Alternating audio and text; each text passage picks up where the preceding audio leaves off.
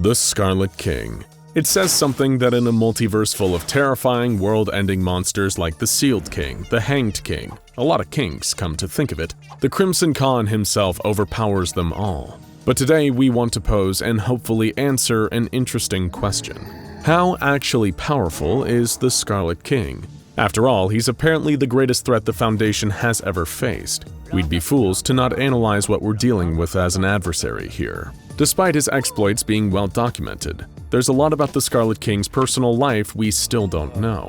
What is he doing to pass the time in that multiversal void while awaiting his minions to open a portal into our world? Does he have friends? Fulfilling hobbies? Do you think he watched Squid Game like the rest of us? We just don't know. Because of these gaps in our knowledge, we're taking a pretty wide definition of power here. We're not only going to analyze the presumed abilities of the king himself, but also his reputational and institutional power, including the abilities of the allies and henchmen in his thrall. And of course, to keep things balanced, we're also going to take a look at his weaknesses, both potential and confirmed, to get a bigger picture of the net power of the Scarlet King. So grab your prophetical Davite tablets and find a grungy occult warehouse near you. We're gonna find out just how powerful the King of the Darkness Below really is. First things first, what exactly is the Scarlet King? According to the lore given to us by the Dust and Blood Tablet, he's technically an elder god, born into a whole race of godlike beings in the vast abyss below the Tree of Life. Already before he even developed his later powers, it's clear that this puts the Scarlet King into an entirely different weight class to any human beings, even anomalously enhanced ones like Abel or Dr. Bright. It's very likely that the Scarlet King's very understanding of the concepts of life and death differ greatly from what we mere mortals think about the subject. But the Scarlet King isn't your granddad's elder god. He spent the first eons of his life becoming the greatest warlord that the multiverse has ever known, killing and consuming his own siblings in order to amass greater domination over the darkness below.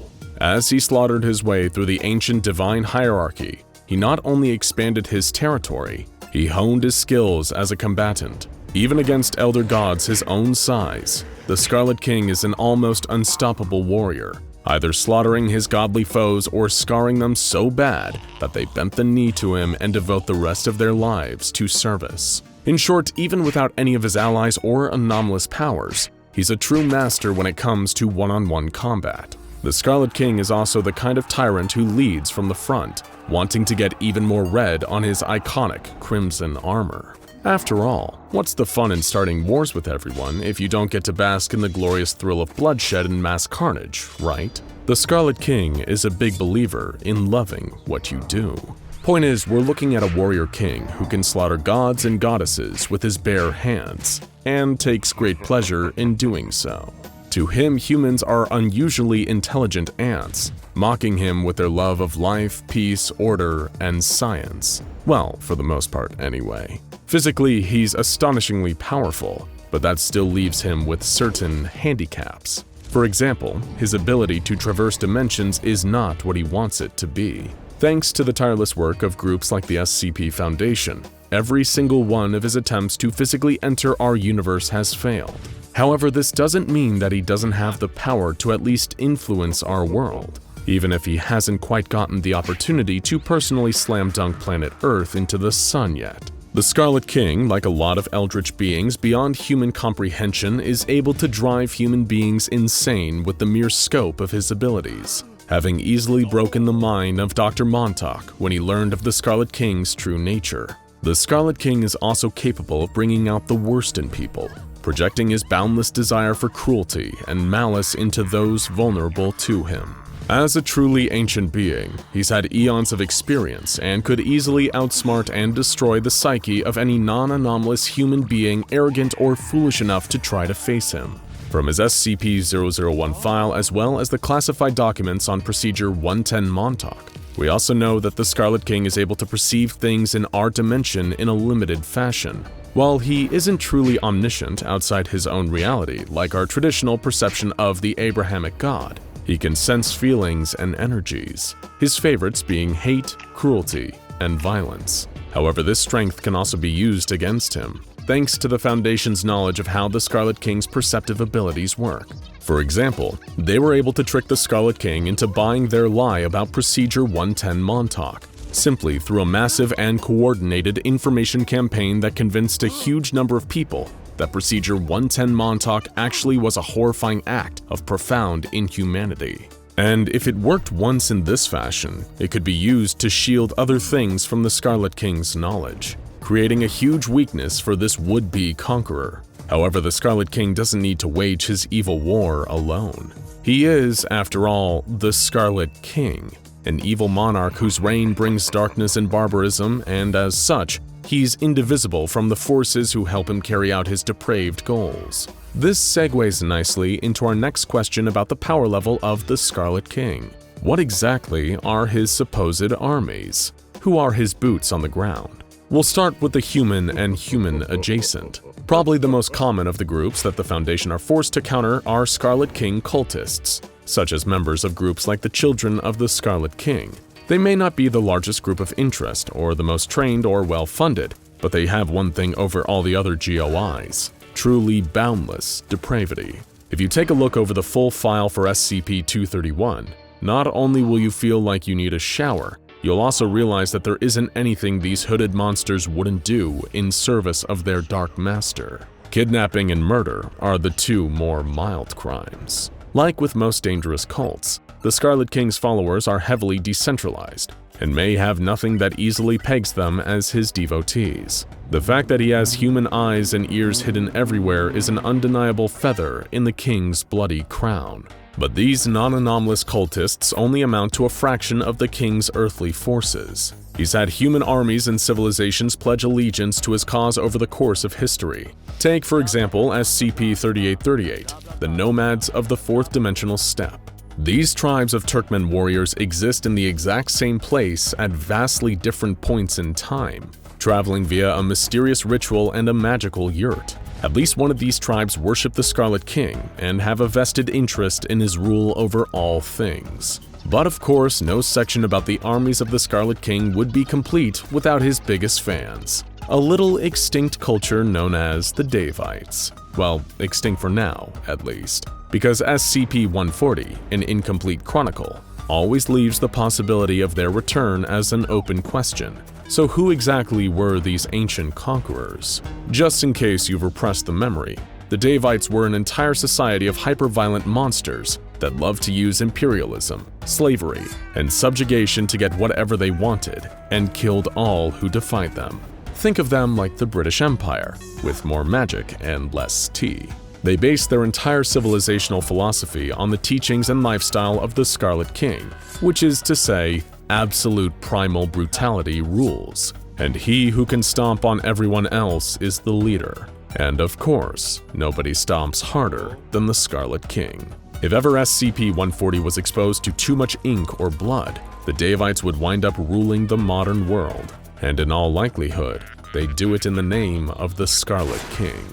But those are only his human and human-adjacent servants. For starters, he's also got a legion of conquered elder gods who've pledged fealty to him, and are now some of the most loyal warriors for their brutal tyrant of a boss. However, even a legion of elder gods is nothing compared to the Scarlet King's generals, 6 of his 7 daughters. Funny, even the most evil nightmare being ever conceived indulges in a little nepotism here and there. Though, in his defense, it isn't easy being a single father. Admittedly, that's only because he crushed their mother, the kind goddess Sana, to death in cold blood. Each one of his daughters gives him access to new armies and powers. The golden child, Atvik, brings tactical brilliance and advanced knowledge of all things warfare, with children who are equally well-versed in the combat arts. Then there's Aghor, who makes up for what she lacks in quality with sheer, insane quantity. Her children have produced obscenely large armies that can overwhelm their foes like the living tides of hatred and murder, all of which are loyal to the Scarlet King himself. Next, Adisat, a desolate daughter as mean and hateful as her dear old dad. Her armies charge forth, declaring victory in the name of the king. They also have the ability to spread devastating pestilence with their mere presence, making other armies deathly ill and probably making SCP-049 feel extremely anxious. He's also got Azieb, probably his biggest, scariest daughter, that appears in the form of a giant, unstoppable beast. Her armies are also bestial nightmares, and she herself seems impossible to harm with any mortal weapon. There's Ahnut, the Scarlet King's frailest daughter, but unnatural when it comes to all things magic. She and her reality-warping children are actually so powerful that the Scarlet King himself felt a little threatened by them, and he had them all physically disabled. Now the Scarlet King has unfettered access to powerful thaumaturgy at his disposal. And then there's Atlif, his most mysterious daughter, who prides herself on privacy and is, accordingly, a master in the art of stealth, with her and her children having the ability to change their faces and walk among people unnoticed. With such absurdly huge armies, a large number of emissaries in our world, and 6 daughters who grant him obscene and varied powers, it's clear that the Scarlet King truly is the most powerful enemy that the SCP Foundation has ever faced. However, his most major weakness is his 7th daughter and her offspring, Ahabat, the child of hope, and the only daughter strong in spirit enough to fight back against her monstrous father. Her children are great heroes, and one of them is believed to be SCP-099, the Tickle Monster. The Scarlet King may have sown the seeds of his own destruction, as is prophesied that if SCP-099 is nurtured and continues to grow, he may one day become strong enough to defeat the Scarlet King's evil with his sheer force of good. With all these Scarlet King strengths, powers, allies, and weaknesses, I think we can confidently answer the question: how actually powerful is the Scarlet King? To put it simply, he's extremely powerful, perhaps more powerful than anything else out there, but he's still not invincible. The next question is whether the Foundation can identify the cracks in the Scarlet King's blood-stained armor before he enters our world and annihilates everything we know and love. Aaron Siegel, better known to Foundation members as 05-1, descends into the abyss of a deep-well site. He exits the elevator and peers into the optical scanner to unlock the reinforced door. Inside the room is Mobile Task Force Tau 5, Samsara. Aaron Siegel refers to these immortal cyborg clones created from the flesh of a dead god as his red right hand. Your mission is to eliminate the traitor 05-4 and to find the insurgents who have been killing the members of the Overseer Council. The cyborgs stand at attention. Now! Aaron Siegel screams. The soldiers of the red right hand march out the door to start their mission. Aaron Siegel pauses for a moment and then slams his fist against the wall in frustration. He has lost 9 Overseers to Calvin Lucian and his Kill Squad team. They have been somehow overcoming the odds each time and eliminating each Overseer they track down. It wasn't supposed to end this way. Aaron Siegel vows to kill them all. Calvin Lucian, meanwhile, sits on a private jet with Adam and Olivia. He had just hung up the phone after a conversation with 05-4. The Overseer known as the Ambassador wants to surrender to the insurgency. There's a good chance this is a trap, but Calvin has decided to meet with the Ambassador all the same. Calvin drops off Adam and Olivia at an insurgency base. They still haven't fully recovered from the previous mission with 05-5, known as the Blackbird. Before leaving, though, Calvin meets with an insurgency agent named Sylvester Sloan, who is going to join him as support. Calvin says goodbye to Adam and Olivia, then leaves with Sloan to meet the Ambassador in South Africa. After landing at Johannesburg Airport, Calvin and Sloan disembark and are led to a conference room where the Ambassador sits waiting for them. Calvin and Sloan sit across from 05-4 to discuss his surrender. "The Council is in shambles," says the Ambassador. "Everything is falling apart. I want to offer my services and information to the insurgency in exchange for protection from 05-1. He's lost his mind." Calvin agrees to the terms and prepares for extraction. But as they get up from the table, gunshots can be heard from down the hall. The Ambassador's eyes open wide in terror. "It's too late," he whispers. Calvin and Sloan grab the Ambassador, who is frozen in fear, and exit the conference room. They make their way towards their plane, but the gunshots are getting closer. Calvin looks over his shoulder to see Samsara pursuing them through the terminal. Calvin shoves the Ambassador behind a table as bullets whiz overhead. Calvin and Sloan return fire, but their volley doesn't seem to slow down the assassins. Calvin and Sloan pull the Ambassador to his feet, and they burst through an emergency exit onto the sun-baked tarmac, where they make a mad dash for the plane. From behind them, A bullet rips through the chest of Sloan. The red right hand has caught up, but Calvin continues to drag the ambassador towards the plane. They are almost there. Suddenly, a metallic child's voice blares through the airport's external speakers. The child's voice says, "I want Calvin Lucien alive. I have business to settle with him." The red right-hand soldiers tackle Calvin and the ambassador to the ground when they are just feet away from the plane. "Kill the traitor," the child's voice says, and Calvin can only watch helplessly as the ambassador is violently murdered. One of the agents turns towards Calvin and slams his fist into Calvin's face, causing him to black out. Calvin awakes in a dark room. He is unsure how much time has passed. The only light in the room comes from a screen on the wall. In the middle of the screen is a rotating red SCP Foundation seal. A voice from a speaker speaks. "Hello, Calvin Lucien. My name is the Kid. I am the third overseer. You have killed all my friends, and now I will kill all of yours." The door to the room opens. Calvin leans through the doorway. There is a long, dimly lit hallway. The Kid orders him to proceed so they can meet face to face. As Calvin walks, the Kid's voice echoes down the hallway. "There once was another O5-3. He built incredible machines, even one that could see into the future. But unfortunately for him, he did not have the passion required to be an overseer. That was when I was born. I was chosen by the other overseers to have my spinal cord severed in a way that gave me the ability of the all-seeing eye. I now watch everything, all of the time. I have perfect reasoning, perfect awareness, and perfect understanding." Calvin gets to the end of the corridor, which opens up into a large chamber. Tied up in the middle of the room are Olivia and Adam. Calvin runs to his friends and crouches down next to them. A mechanical suit stands on a platform looking down at Calvin, Olivia, and Adam. Calvin realizes the Kid must be contained inside. "I now sentence you all to death," the mechanical suit says as the red right hand steps out of the shadows and slowly walks towards the remaining members of the kill squad. Suddenly, there's a flash of light, and the Black Queen appears. "Stop! What are you doing?" shrieks the Kid. The Black Queen hands Calvin the interdimensional rod and reel he used to defeat the Blackbird. Calvin casts the rod. From out of the terror in space comes a massive, multi-armed creature known as Maladramygion. The red right hand engages the monster, trying to force it back into its dimension, but the monster is too powerful. It grabs the cyborg clones and pulls them through the tear in reality. As Samsara battles the Maladramygion, Calvin frees Olivia and Adam. They make a run for the door, but as they flee, one of the walls opens up to reveal a turret. The gun fires, and a bullet hits Olivia directly in the head, killing her instantly. "No!" yells Calvin. Before Calvin can push Adam out of the way, a second bullet from the turret lodges itself in Adam's back. Calvin and Adam slide across the floor. The Kid in his mechanical suit jumps down from the platform above. "I am going to kill you now, Calvin Lucien," he says in his mechanical voice. There is another flash of light.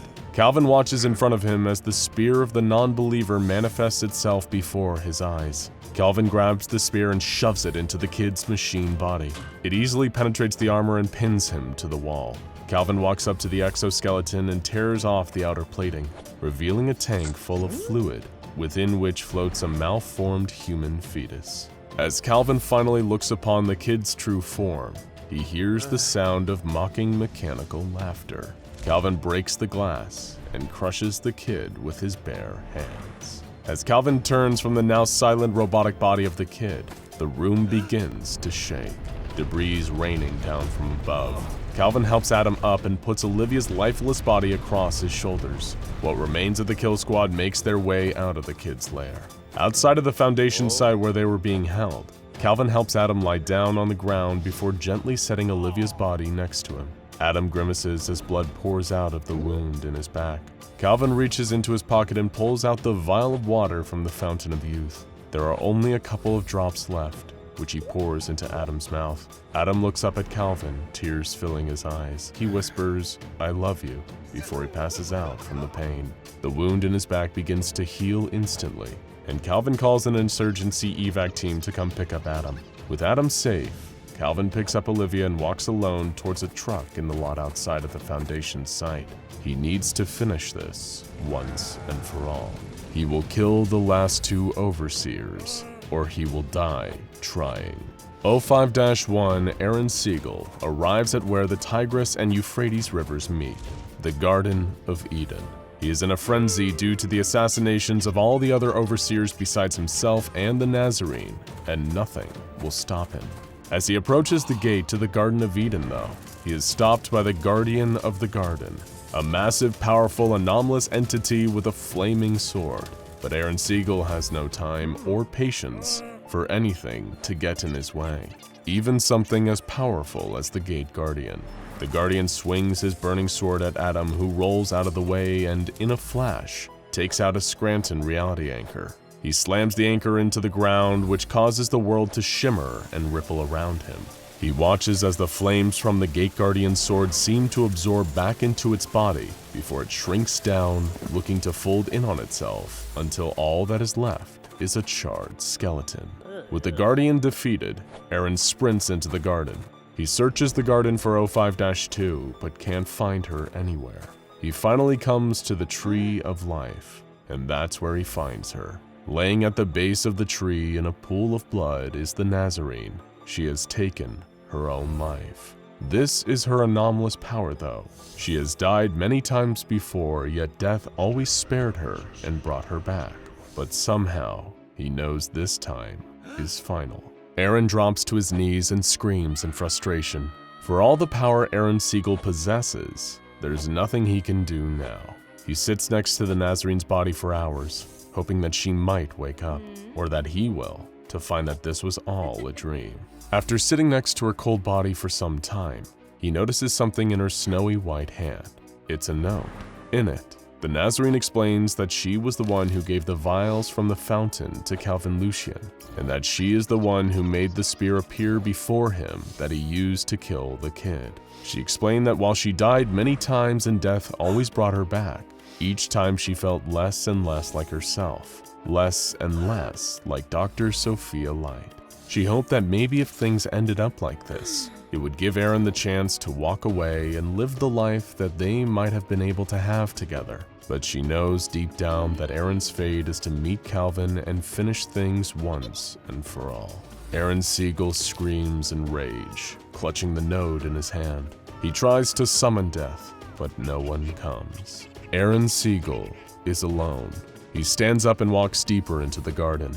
He walks until he reaches a spot where even God's light does not reach. In this desolate land is an impact crater where Lucifer, star of the morning, had fallen. In the middle of the crater lies Lucifer's sword. Aaron Siegel descends into the hole and picks up the sword. He turns and exits the Garden of Eden. Aaron Siegel has only one mission in life now: to kill Calvin Lucian. Calvin reads the final entry of the journal. In it, the author warns that although he hopes the information contained within the journal is helpful, he hopes the reader does not try to use it. The words written on the final page are, "This information will only lead you to a devastating end." Calvin closes the journal and looks up at the structure in front of him. He has made it to Site-01. He had left Olivia's body in a cave nearby, promising to her that he would make this right. He now walks up to the massive doors and places his hand on the knotted wood. The doors slowly creak open. Calvin pauses for a moment and looks behind him at the setting sun.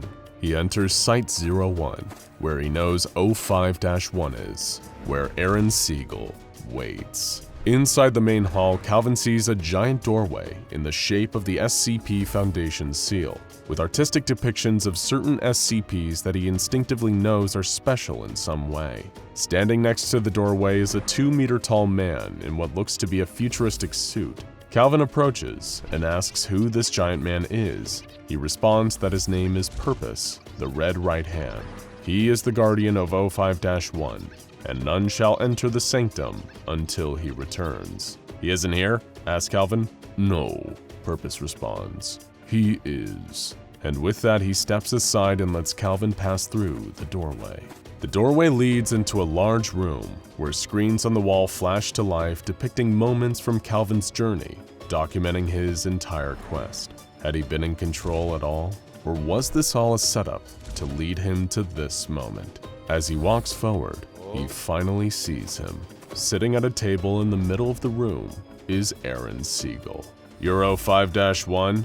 Calvin asks. Aaron, the man responds. My name is Aaron. Calvin asks about the location of the second overseer, the Nazarene, but 05-1 doesn't respond.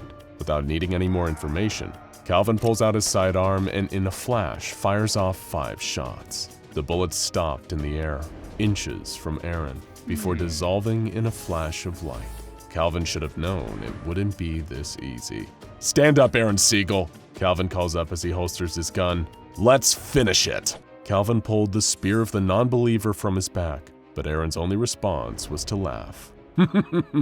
You don't even know why you're here, Aaron said. Calvin calls back, I'm here to kill you, because when I do, I kill the Foundation. Because when you're gone, the universe can finally heal. You're like me, Calvin Lucian. We are both men driven by our own convictions, regardless of the outcome. It would seem fate has brought us together. Now either your convictions will be broken or you will die, says Aaron Siegel. He then draws Lucifer's flaming sword and lunges towards Calvin Lucian. As the two men clash with one another, their supernatural weapons begin to destroy the room around them. Furniture is shattered, video screens are obliterated, and fire spreads across the walls. Aaron catches Calvin off balance and swings the flaming sword across Calvin's stomach. Calvin slides back from the impact, hunching over from the pain in his midsection. He brings his head up to see Aaron Siegel running towards him with the flaming sword high in the air. Calvin brings up the spear. From his knees, he leans back and launches it towards Aaron Siegel. The spear enters the final overseer's chest, the force from the throw pinning him against the wall. Aaron Siegel drops Lucifer's sword. It shatters as it hits the ground. He clutches the shaft of the spear protruding from his sternum with both hands. 05-1 looks at Calvin unbelievingly. You have no idea what you've done. It was never about the overseers, Aaron Siegel says, spitting out blood with every word. It was something deeper, something worse. Calvin walks slowly towards Aaron Siegel. He stops just in front of his final enemy. This is the way it ends, Calvin says. Aaron Siegel manages to whisper one final word, Sophia, before his body finally goes limp. Calvin turns to see Purpose standing behind him. He's dead, Calvin says, half to Purpose and half to himself. I killed him. After a moment, he asks Purpose what he really wants to know. There's a room in this facility where someone could unmake the Foundation, right? Take me there. Without any hesitation, Purpose leads Calvin back to the room with depictions of important SCPs. There, Purpose opens the door to an elevator, but stops Calvin before he can get inside. I am duty-bound to tell you, Purpose says, that once you step inside this elevator, there is no going back. There is only one decision to be made, and it is not one that can be unmade. I know, Calvin responds. It's time, before stepping inside. The elevator opens a door to reveal a room filled with bookcases and a huge window offering a beautiful view of the sun setting behind the mountains. On the wall are monitors depicting the ways he had killed all of the overseers, and in the middle of the room is a large desk with a computer. Calvin sits down at the desk and the computer comes to life. The computer prompts him to scan his fingerprint, which it accepts. He's logged in. The computer screen displays numerous locations around the planet, and he quickly recognizes that they are all SCP Foundation sites. Then he sees the single option the computer is giving him, terminate. Calvin reaches out with his finger. This is it. Once he presses this button, the SCP Foundation will be no more. His finger is millimeters from the button when the phone rings. Calvin hadn't even noticed that there was a phone on the desk. Calvin stares at it for a moment, then picks it up. Hello, he says. The voice on the other line responds. Hello, Calvin Lucian. My name is the Administrator. I've been following your work for some time now, and I must say I am impressed. I have just been informed that you have completed your mission. Congratulations are in order. What the hell are you talking about? Calvin asks. Please listen, says the voice on the other line. The man you just killed was once in the same exact position you are in now. Granted, it was a very long time ago, but Aaron Siegel originally was trying to destroy the Foundation. That was until I convinced him otherwise. And now, like Aaron Siegel, you will become the new head of the Foundation." "Like hell I will," yells Calvin. "I could hang up and walk away right now and be done with all of this." "You could," continues the administrator, "but if no one is in charge of the SCP Foundation, millions of people will die, if not billions, and then nobody would be there to manage what comes after." There is silence from Calvin. "That's what I thought," says the administrator. "I look forward to working with you, Calvin Lucien. Or should I say, 05-1. The line goes dead. Screams filled the cold night air, drowned out by the panicked gunshots and the vicious growl of something inhuman. A being from who knows where, a creature that the agents surrounding it were woefully underprepared to capture. General McCoy barks at the soldiers to concentrate their fire on the beast. His men, those who hadn't already fallen, turned and trained their guns on the creature. Squeezing their trigger fingers, bullets spewed out of their weapons, a hail of gunfire that sped towards their target, only to miss as it suddenly vanished from the spot it had been standing only a split second earlier. Their bullets passed through the thin air left in its wake, shredding several nearby trees. One of the men threw his gun to the ground, turned heel, and sprinted away as fast as he could. He hadn't known what he was signing on for when he was recruited by a shadowy up-and-coming organization. He'd just been flattered to be headhunted for his combat skill, and agreed to be one of the new organization's first field agents. If he'd known it would result in him facing off against a demon near a rural road in Guatemala, then he would have stayed in the regular military. The fleeing agent suddenly stopped in his tracks, instantly feeling sick. It was the most indescribable type of sickness, worse than any he had ever felt in his entire life. He dropped to the ground, his pants from running away replaced with heaves as his entire body seemed to have suddenly turned against him. His head was burning. At first he thought he'd run too fast too quickly, and was overheating underneath his military fatigues and helmet. But he was no slouch, recruited for being in peak physical conditions such as he was. Never in his life had the agent ever felt this bad. The heat from his forehead was unbearable, a fever running rampant as his vision began to blur. Everything was spinning, that unsettling imbalance that comes with severe nausea rapidly taking hold of the fallen agent. Then the monster came back. Through unfocused eyes, he looked up at the tall, featureless face of the creature as it looked down at him. He was helpless, hurling and shuddering, barely able to stand. If someone had brought a Geiger counter with them, it would be ticking loudly and frequently if they held it near the agent. And that, somehow, was about to be the least of his problems. The creature opened up its mouth, the only facial feature that occupied its head. Past its few remaining teeth was a milky blue orb, the same thing that had been visible right before the creature itself wasn't. As the agent, from his place on the ground, caught sight of the pale eyeball in the monster's throat, something started pulling his body in on itself. It was like falling, except gravity was acting on different parts of his body at different speeds at different times. His arms and legs folded inwards towards his center of mass, making the agent scream out in pain as his body collapsed. He folded into himself like origami, piece by agonizing piece, until there was nothing left. Hearing the man scream, General McCoy and the others broke through the tree line, flashlight beams illuminating the creature. The general yelled again for his man to shoot it, trying to hide his fear with animal rage. It snarled at them as they raised their guns once more, then leaped towards them, ready for another kill. In the years to come, the successors to these men and their fallen colleagues would be the world's foremost experts in situations like this. The capture and containment of anomalies would one day be a more streamlined process rather than the bloodbath currently unfolding in the small Guatemalan town.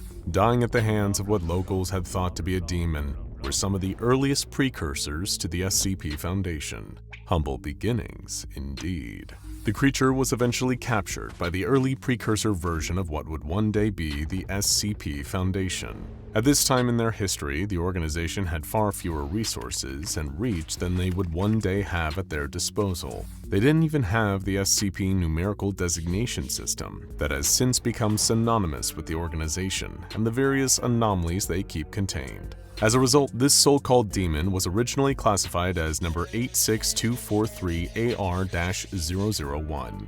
However, it would later be known as SCP-001, or one of the anomalies to share that designation at least. SCP-001 itself was an abnormally thin humanoid creature. With gray-brown skin, its emaciated bone and muscle structure didn't match any known species. It sported dark claws at the tips of its arms, with both legs terminating in similar sharp black points rather than paws or feet. Most striking was its face, or rather, its lack of one.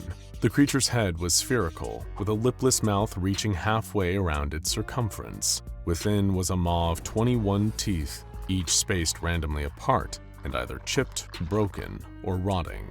It possessed one eye, or what was at least believed to be an eye, in the form of a large milky blue sphere in its throat, with no pupil or iris. As was discovered in initial testing by Dr. Herman Keter, for whom the ubiquitous Keter class designation was named, SCP-001 was able to create micro-singularities using its single milky blue eye. It could deploy these as a means of teleporting itself out of harm's way, or for offensive attacks that could cause a human body to collapse in on itself. These singularities often also produced the nasty side effect of emitting lethal amounts of deadly radiation that could not only cause damage to the surrounding area, but also would fatally poison anyone nearby.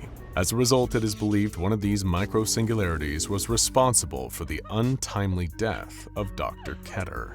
However, Keter's research into SCP-001 was at least able to produce solutions for keeping it contained. It was discovered that SCP-001 could not teleport through lead and would display signs of extreme sickness and fear when exposed to high levels of heat and humidity or bright flashing lights. Strobe lights were used to induce this sickened state, and in this state, the creature was unable to form harmful singularities. Dr. Keter's death also ushered in the aforementioned creation of the Keter class designation for anomalous creatures or artifacts that are extraordinarily tough to keep safely contained. In fact, if any of this account is to be believed, the very discovery and capture of SCP-001 was the impetus for the entire SCP Foundation's approach to researching and containing anomalies. In the days before the likes of Dr. Kondraki or Dr. Clef, before infamous anomalies such as SCP-682, the hard-to-destroy reptile, or SCP-096, the Shy Guy, were even known about, things were, well, pretty uneventful for the newly formed Foundation, as you can probably imagine. But none exemplified this better than Harold Woodeu, an uninteresting man living an uneventful life, or as uneventful as one could get when their job was working for the Foundation. During this crucial period of the SCP Foundation's early history, as the anomalous research and containment organization was taking its first steps towards protecting the people of the world, Harold was finding himself bored already with his work. Harold was a senior archivist at a small site in Sloth's Pit, Wisconsin. This was before the Foundation had secret facilities situated all over the world, and even the infamous Site-19 as it is today had yet to be established. For now, it was known only as ADRX-19, the oldest Foundation site on record. And records were Harold's entire working life. He was in charge of maintaining the earliest reports of anomalous activity and the inner workings of the fledgling Foundation. One day, Harold received a letter from ADRX-19. Unfamiliar with the designation, he ran a check through the records and discovered that the site had been established before the Foundation had even gotten its name. The letter contained an update for the senior archivist. Having grown obsolete in its own age, ADRX-19 was being closed for good, and that meant all of the anomalous entities and objects stored there would soon be shipped off to be stored elsewhere. The first package arrived at the site Harold was stationed at not long after. He walked briskly out to meet the delivery officer as he wheeled the large wooden crate through the bay doors. It didn't take the archivist long to realize what exactly he had now been given the ownership of and charged with protecting. The crate even came complete with relevant case files to accompany it. Stamped on one side of the box was a series of numbers and letters that shocked Harold when he read them. SCP-001. He exchanged a confused look with the man who had delivered the anomaly, who just laughed when he saw Harold's expression. "You didn't hear?" he asked. "SCP-001 is dead." The creature's death had come on the heel of a number of significant changes made by the Foundation higher-ups. These decisions were ultimately both the direct result of the encounter with SCP-001 in Guatemala, and were also changes that would ultimately shape the Foundation into its modern iteration. The first of these was the introduction of the numerical designation system, providing each anomaly with an SCP number. Formerly designated as number 86243AR-001, the creature that was captured and researched by Dr. Keter was announced to be reclassified as SCP-001-COG. Originally, the number attached to each SCP denoted the order in which they were encountered by the Foundation. However, the Overseer Council believed this posed a security risk, offering too much information about their operations to any potential adversaries. As a result, the use of SCP-001 designation started to be applied in a slightly different way. A number of anomalies were then grouped under the umbrella designation of SCP-001. Some of these were real anomalies, and amongst the earliest that the Foundation encountered. Others were entirely fake, and used as a cover for the real SCP-001. Nobody, not even within the Foundation itself, was ever told exactly how many files fell under the SCP-001 umbrella, or indeed, which was the real one. The anomalies included the Gate Guardian, a towering colossus of pure energy wielding a flaming sword, believed to be the biblical angel guarding the Garden of Eden. The Scarlet King, an extra-dimensional tyrant that longs to conquer our reality. A group of 36 individuals capable of neutralizing anomalies. Even the SCP Foundation itself is considered one potential SCP-001. And among them is also the creature from Guatemala, otherwise known as the Prototype. The same creature whose inhuman bones were now in a box before Harold. The senior archivist had long heard legends about what exactly SCP-001 might be.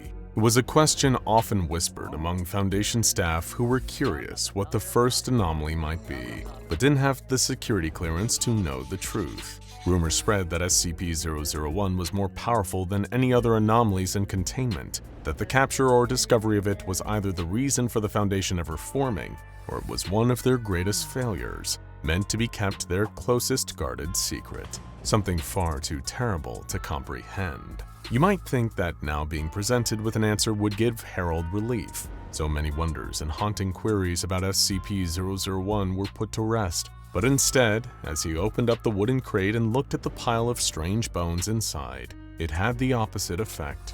None of it was the interesting answer that Harold and many others had hoped for. If anything, it was a huge disappointment. All that speculation surrounding the mystery of SCP-001. What it was, where it had come from, why it was kept so secret. Was this the answer? Was just the first thing that the SCP Foundation had put into a box? According to the Foundation's own internal reports, the prototype monster had been found lying still in its containment chamber during a routine inspection. It wasn't moving at all. Even armed guards couldn't get a reaction from the creature. The anomaly wasn't breathing, its heart having slowed to a stop.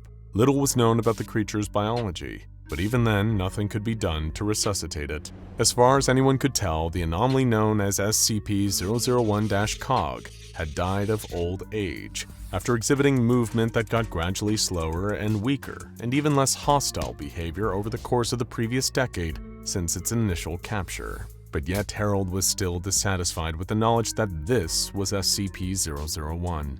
He became fixated on the case surrounding it. Studying the files he was charged with moving to storage, he learned of the few ways the creature's discovery had influenced the early Foundation. For example, the death of Dr. Keter being the reason for the use of Keter class in their terminology. Still, that didn't feel nearly as important as Harold and others had speculated that SCP-001 would be. There had to be something more to it, and for weeks following the arrival of the creature's bones, Harold could not stop thinking about it. Something about all this didn't sit right with him. The secrecy that the Foundation shrouded SCP-001 in seemed like overkill for just a monster. The organization had seen far worse than the likes of the prototype in the many years since. At the time, perhaps it had seemed like the most dangerous anomaly the Foundation had encountered. If it really was the first, then technically at that time, it would have been the most dangerous if there were no others to compare it to. One night, Harold ventured into the archive and opened up the box containing the creature's bones using a crowbar. He had to know, had to understand exactly what was so important about this being. Cracking the wooden crate open, he removed the skull to examine it. The Foundation hadn't even had a chance to figure out what exactly the creature was or where it had originated from. All they knew was it could produce microsingularities and lethal doses of radiation. Beyond that, the only other details came from the Guatemalan locals who had encountered it first. They had called it a demon. Perhaps it was. The Foundation would never know for certain. And it seemed to Harold that they didn't care to know now that SCP-001 was dead, and didn't seem to care much before then either. They were more than happy to just discard it. He couldn't shake the feeling that there was meant to be something important about the creature. Harold couldn't help it. The whispers surrounding SCP-001 all indicated it was meant to be something more significant than a cast-aside pile of bones. The underwhelming reality he was being presented with didn't match the idea of SCP-001. Harold examined the skull closely in his hands, turning it around and around as he tried to maybe spot something. Some important detail that everyone else in the Foundation had failed to notice, or some of the puzzle that would explain what was so important about this creature, and yet, the more he looked, the less he learned. Alas, poor SCP-001, he said aloud, paraphrasing Hamlet. Of course, what Harold didn't know, didn't possess the clearance to know, was that this wasn't the only SCP-001. Maybe the Foundation's lack of interest in the creature's remains was all part of their plan to keep the real SCP-001 a secret. Where Harold only saw a box of bones and a disappointing answer to so many burning questions, the SCP Foundation saw their system working exactly as intended. Calvin Lucien stands at the end of a dusty table in an abandoned warehouse. In the shadows across from him sit several hidden figures. The warehouse is falling apart, but is suitable for the meeting Calvin has requested with the heads of the Chaos Insurgency. He has completed numerous missions for the organization, and each one has been successful.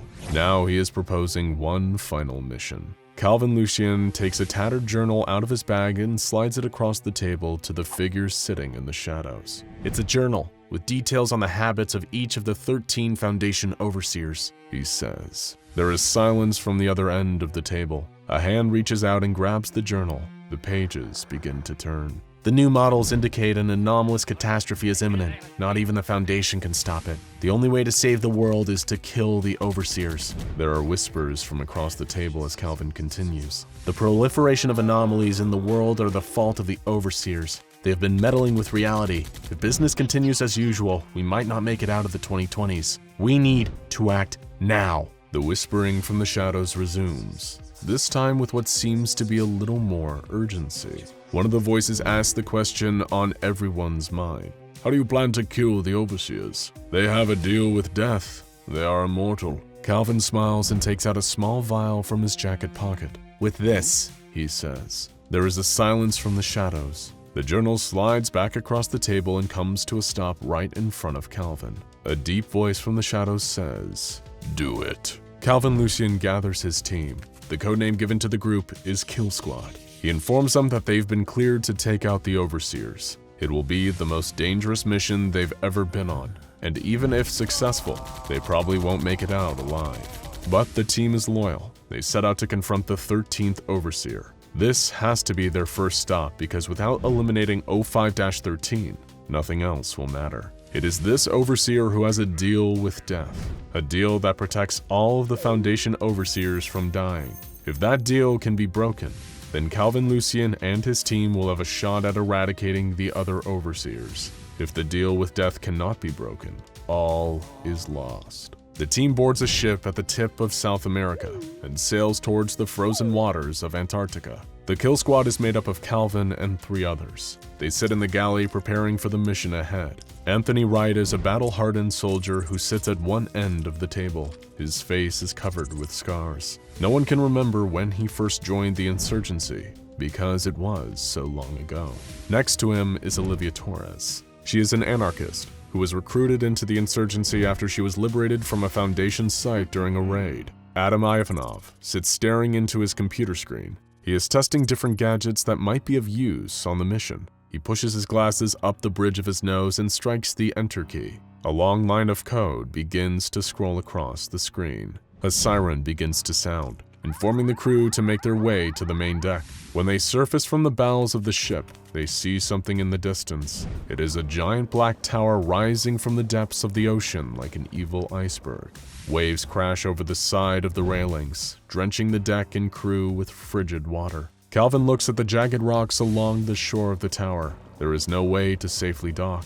There is only one way onto the island. They know what needs to be done. Anthony waits for the next wave, then opens the throttle to full. The ship is carried towards the island on the crest of the wave. The hull is impaled on the rocks surrounding the tower, sending everything flying towards the front of the boat. "See? That wasn't so bad," Calvin says to his team as he bandages a gash on his hand. Knowing what lays ahead, Calvin orders his team to wait on the ship while he makes his own deal with death. He enters the dark structure and is greeted by a corpse. The corpse speaks to him, ejecting dust from its lungs with every word. Its breath smells like decaying flesh. Death has inhabited the body of Dr. Felix Carter, the 13th Overseer.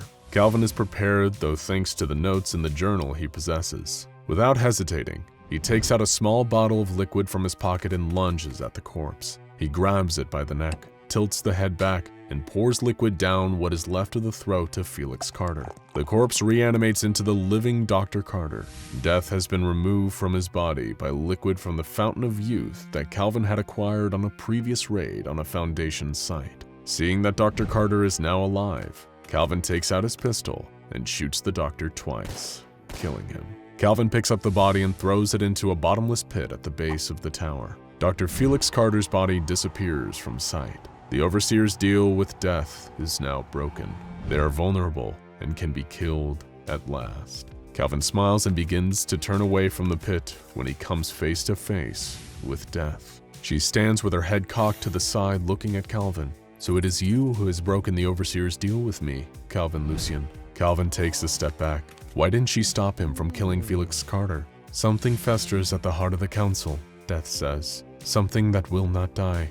I thought that perhaps if I had a seat at their table, I could find it, make it die, but I couldn't. There are things in this world beyond even my reach, Calvin Lucien." With that parting thought, Death vanishes. The kill squad contacts the insurgency for an evac, and then makes their way to Japan, where 05-12, also known as the Accountant, has been working out of Tokyo. He is so proficient in mathematics and probability that he can actually predict the future. Everything about the accountant's life, down to the number of breaths and steps he takes each day, is predetermined, based on his own statistical models.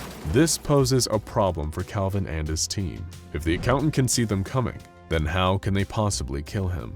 That night, the accountant steps out of his car. He looks to the left and spots Adam. He has already predicted this man has hostile intentions. The accountant walks directly towards Adam and before he can react, throws the kill squad member to the ground. Then he turns slightly and adjusts his watch, sending a glare directly into the window where Anthony has the accountant in his sights of his sniper rifle. Anthony fires, but misses, due to being blinded by the glare. The accountant is surprised that he just barely had time to avoid being shot. Normally, he would be several steps ahead of anyone trying to kill him. He turns his head and watches as Olivia helps Adam up and they run down a nearby alley. The accountant pursues them and corners the kill squad members in the alley. He pulls a gun to shoot Adam, but Olivia tackles Adam behind a dumpster as the bullet hits the wall directly behind where Adam was standing. The accountant can't believe that he missed, and that he was almost tricked into being captured by the insurgency team. He senses uncertainty in his assailants' actions and runs away, unable to predict exactly what they are planning to do.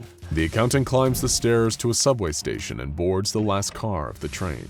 It is empty except for one man, Calvin Lucien. The accountant is dumbfounded. "How are you here?" he screams. "I should have seen this coming." Calvin stands up. He uses his thumb to flip a coin into the air. On the way down, he grabs it and smacks it on the back of his opposing hand. Calvin smiles. The team has been making their decisions based on the flip of a coin, which introduced randomness into their actions that even this super advanced mathematician could not account for. "Tell me where 05-11 is," demands Calvin. The accountant pauses, then shakes his head no. If he's going to die either way, then why give any information to the kill squad? Calvin flips the coin up in the air, catches it, and looks at it. The coin is face up. Calvin lifts his pistol and shoots the accountant in the head. A few nights later, Olivia stands on a balcony outside of an art exhibit overlooking the city of Seattle. Anthony walks up behind her and tells her that the Foundation is defeated, but Olivia doesn't understand how. "We broke the Overseer's deal with death and killed the accountant.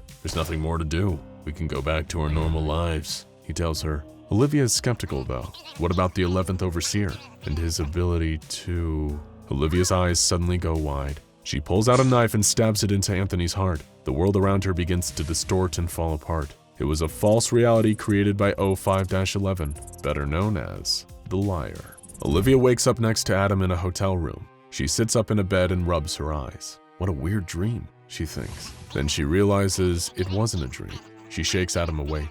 Neither of them have any idea how they ended up here, but they know it must be the doing of the Liar. They had planned for this though, with Calvin having created a contingency plan. They pull out a laptop and log in to view the classified information Calvin left for them.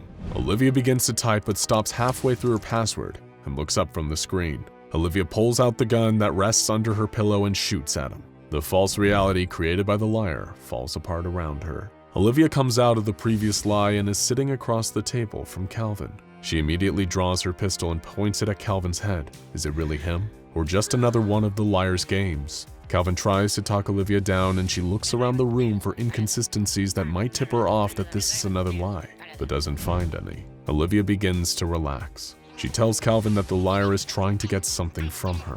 Maybe the journal can tell them what he is looking for, as long as she still has it. Olivia nods her head and holds out her wrist where a subdermal chip with a copy of the journal on it has been placed. Calvin looks at her wrist. The world around them begins to dissipate as Calvin morphs into the Liar. Olivia wakes up in a hospital where she is hooked up to an IV. Sitting across from her is a former insurgency agent named Sam Beale. He explains to her that he is the Liar. He was forced into becoming a monster by the Foundation. They had manipulated him, but now he is tired of running and can't do it anymore. She is free to go. Olivia hesitantly unhooks herself from the IV. She walks out of the hospital room and proceeds down a fluorescent-lit hallway. As she walks away, she hears a gunshot from the hospital room. As Olivia is in the hospital, Calvin and Adam walk through a dense forest. They are searching for 05-10. The journal indicates that the 10th Overseer's identity within the Foundation is the Archivist. In the middle of the clearing are two saplings standing side by side. The void between the saplings shimmers. Calvin walks through the portal and the space begins to warp and twist around him. His vision finally comes back into focus, and Calvin finds himself in another world. Adam enters the world behind Calvin, practically knocking him over as he enters through the portal. This is the Wanderer's library, but it doesn't look anything like they expected. Instead of rows of books, the library is filled with computer mainframes, humming with the collected knowledge of how to contain anomalies, a critical backup. As the two look intently at the strange machines, a figure in a silver robe suddenly steps out of the darkness. It's tall and thin, and though its hood is pulled down so they can't see its face, they can see that its hands are covered in scales that have a slight emerald tint. It is one of the librarians. Calvin tells the librarian that they are seeking the Archivist, but the librarian tells them that the Archivist is no longer in the library. She has broken her pact with the serpent and eaten fruit from the forbidden trees. If they want to see her though, the librarian can take them to her. Calvin and Adam follow the librarian down a long staircase, passing by countless doors filled with books, scrolls, works of art, an entire universe of knowledge. Eventually they reach the bottom of the stairs where there stands a giant set of brass doors. Beyond the door, the librarian explains, is the source of all knowledge. Before Calvin and Adam pass through the doors though, Calvin turns to the librarian. "Before we go in, I'd like to make a withdrawal," he says. The librarian nods and pulls out a silver tube out of its robe. It hands the tube to Adam, and he looks it over in his hands. He looks up to ask what this is, but the librarian has vanished. The door then opens, and the two step through. Calvin and Adam feel as if they walked through the same kind of portal that brought them to the library, and find that they have walked into a lush green valley with 2 trees. Sitting underneath one of them is a woman in a white dress. She is reading a book and eating a piece of fruit. "Are you the archivist?" Calvin asks. The woman nods yes, and that's all the confirmation Calvin needs. He raises his pistol and fires, but the bullet passes right through the archivist as if she wasn't there. "Do you read?" the archivist asks Calvin, seemingly not fazed by his attempts to shoot her. "I haven't had much time recently," Calvin replied. The archivist explains that she's read every book in the library. The collected knowledge of the universe is in the books, even one on how to allow bullets to pass through your body. She came here to find the secret to immortality. It's her job to document everything that happens in the world, and she can't do that if she's dead. She explains that she figured out that the fruit that the serpent forbade everyone to eat wasn't actual fruit, but the knowledge contained in the library. By having read every book, she has consumed the fruit. She no longer needs the serpent because she was the serpent. The archivist falls to the ground and begins to writhe around, contorting her body as it starts to change. She begins to elongate as her limbs seemingly disappear.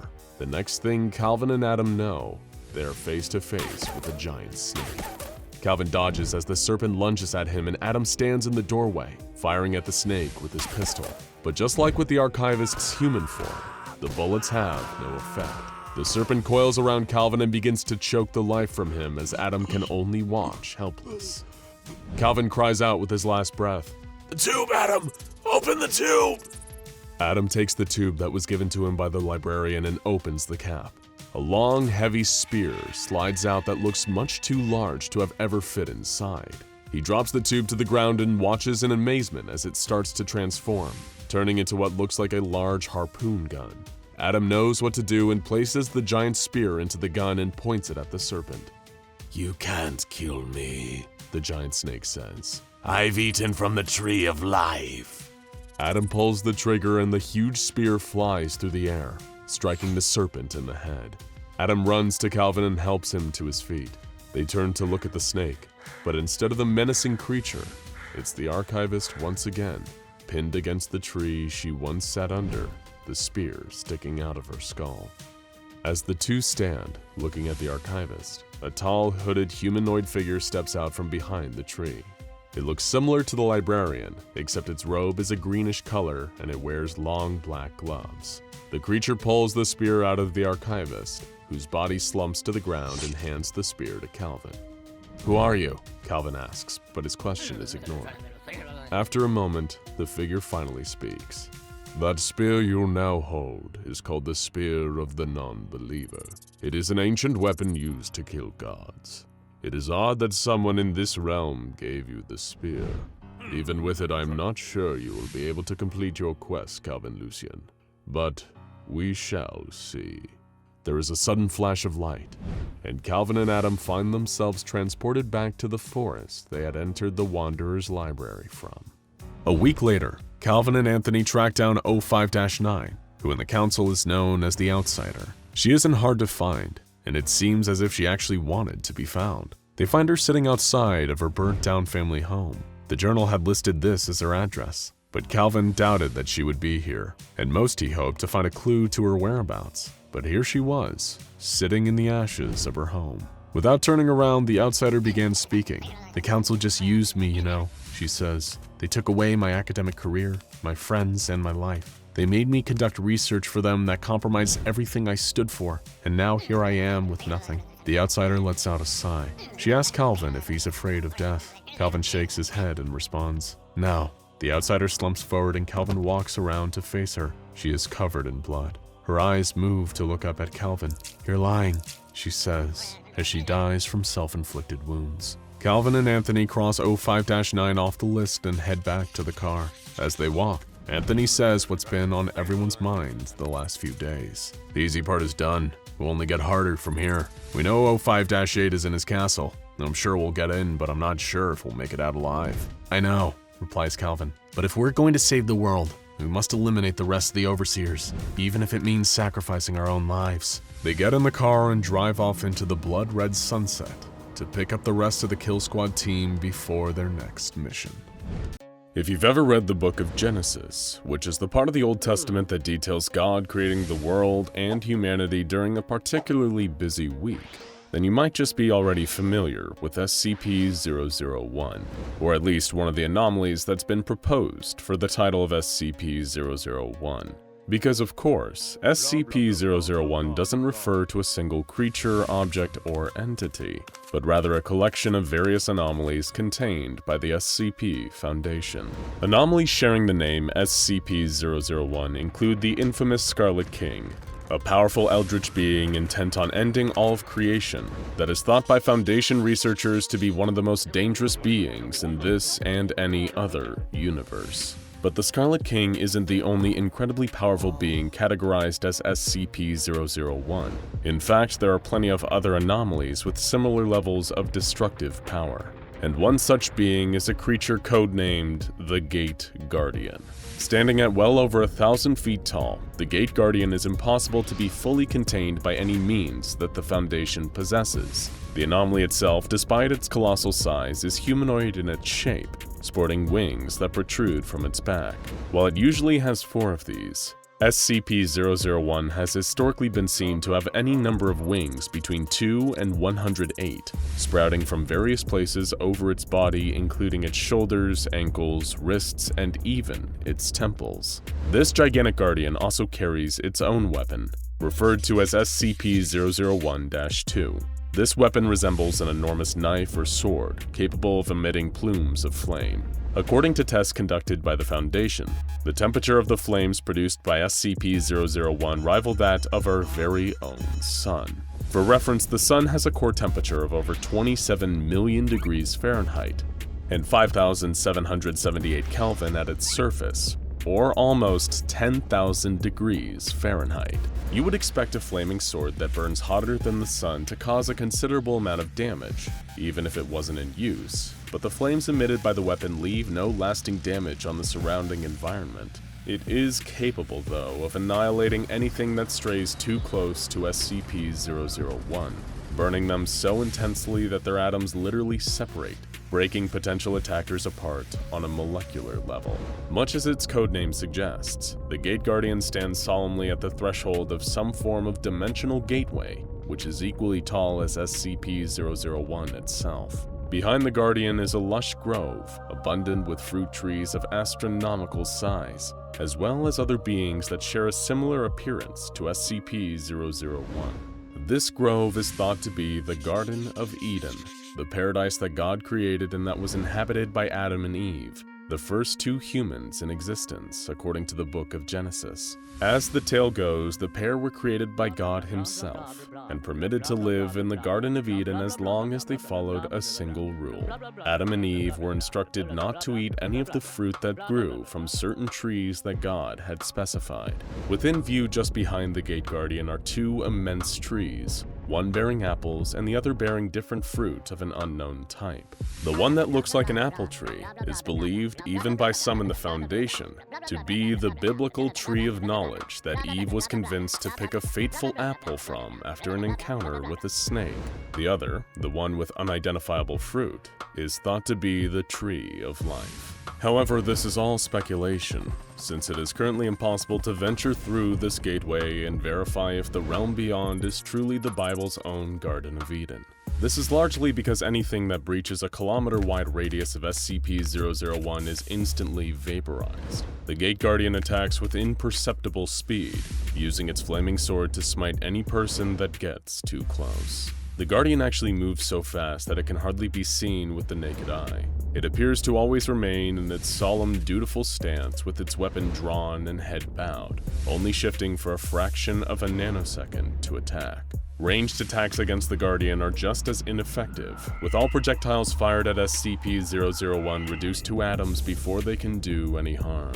Even if said projectile happens to be a nuclear weapon, the Gate Guardian will be able to subatomically vaporize both the projectile itself as well as the person who sent it, regardless of how far away they are.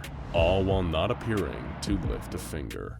During an experiment involving SCP-001 on December 26, 2004, an SCP Foundation nuclear submarine called Nautilus launched a series of multi-warhead intercontinental ballistic missiles at the Gate Guardian. The retaliation from the Guardian resulted not only in the deaths of approximately 35,000 innocent civilians, but the blast is also believed by some to have inadvertently caused the 2004 Boxing Day tsunami.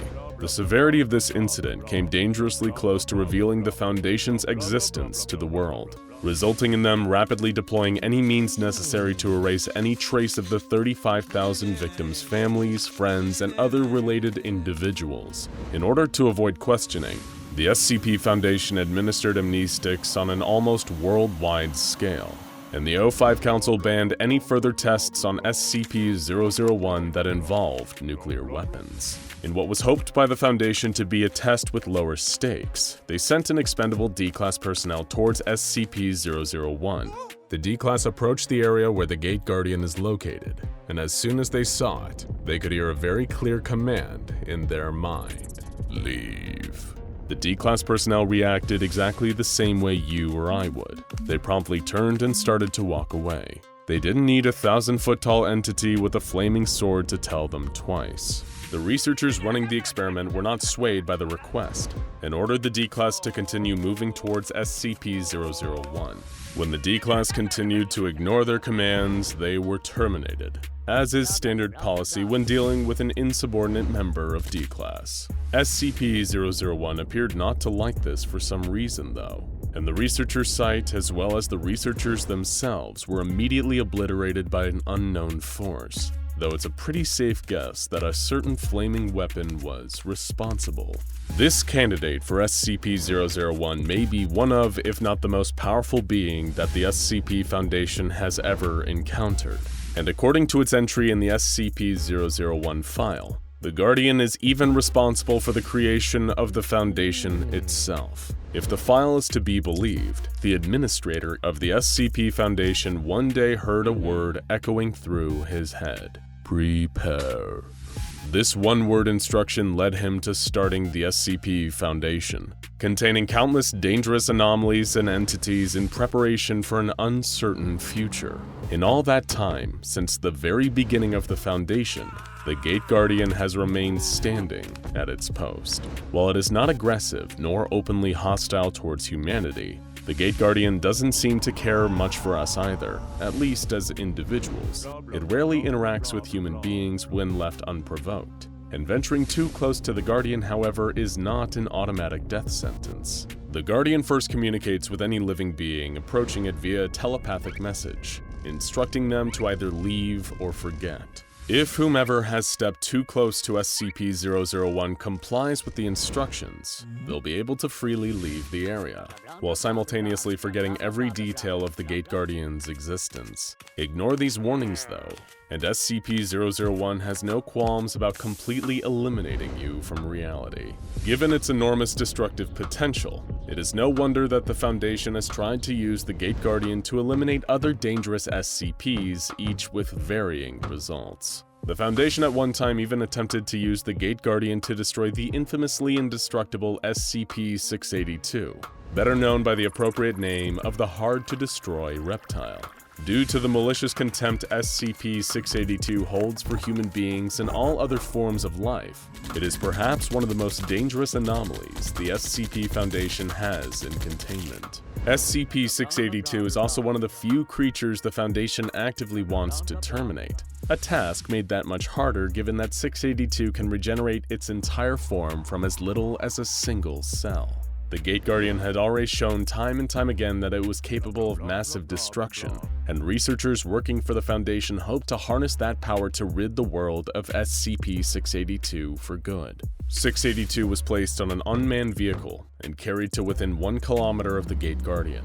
The Guardian attacked the vehicle, seriously wounding but not killing 682. It seemed even the mighty SCP-001 couldn't kill the hard-to-destroy reptile.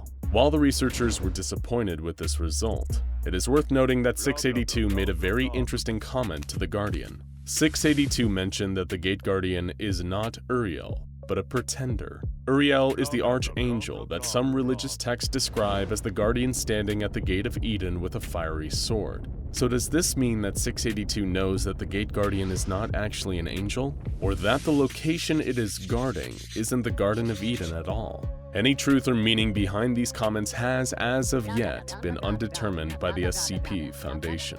A later experiment involved both SCP-001 and SCP-073, the anomaly otherwise known as Cain. Cain is a male humanoid of possible Arabic descent whose arms, legs, spine, and shoulders are replaced in an almost cyborg-like fashion with beryllium bronze. Much like the Gate Guardian, SCP-073 may also be the same as the one mentioned in the Bible's book of Genesis, who, according to the biblical story, murdered his own brother Abel out of spite. As punishment for his actions, Cain was cursed to eternally suffer for his wrongdoing. In the case of SCP-073, any damage inflicted on him is deflected back to the attacker, but Cain is made to feel the pain of the attack. Any plants or plant-based matter withers and rots in his presence, and he is cursed with a perfect memory, keeping him forever haunted by his murder of Abel. When Cain was brought before the Gate Guardian, an unknown incident occurred. The Foundation's records are heavily expunged, but we do know that somehow Cain's usual ability to deflect incoming damage back at his attacker had no effect on SCP-001. The encounter left SCP-073 unconscious and even permanently blinded nearby research personnel. It was as a direct result of this incident that the O5 Council demanded that no further experiments of any kind were to be conducted on SCP-001, with the administrator even filing an executive order that no SCPs be exposed to the Guardian, and that SCP-001 was to never be used for the attempted termination of other SCPs. Of course, perhaps it wasn't just the mistakes of the past that made the Council decide that SCP-001 was best left alone.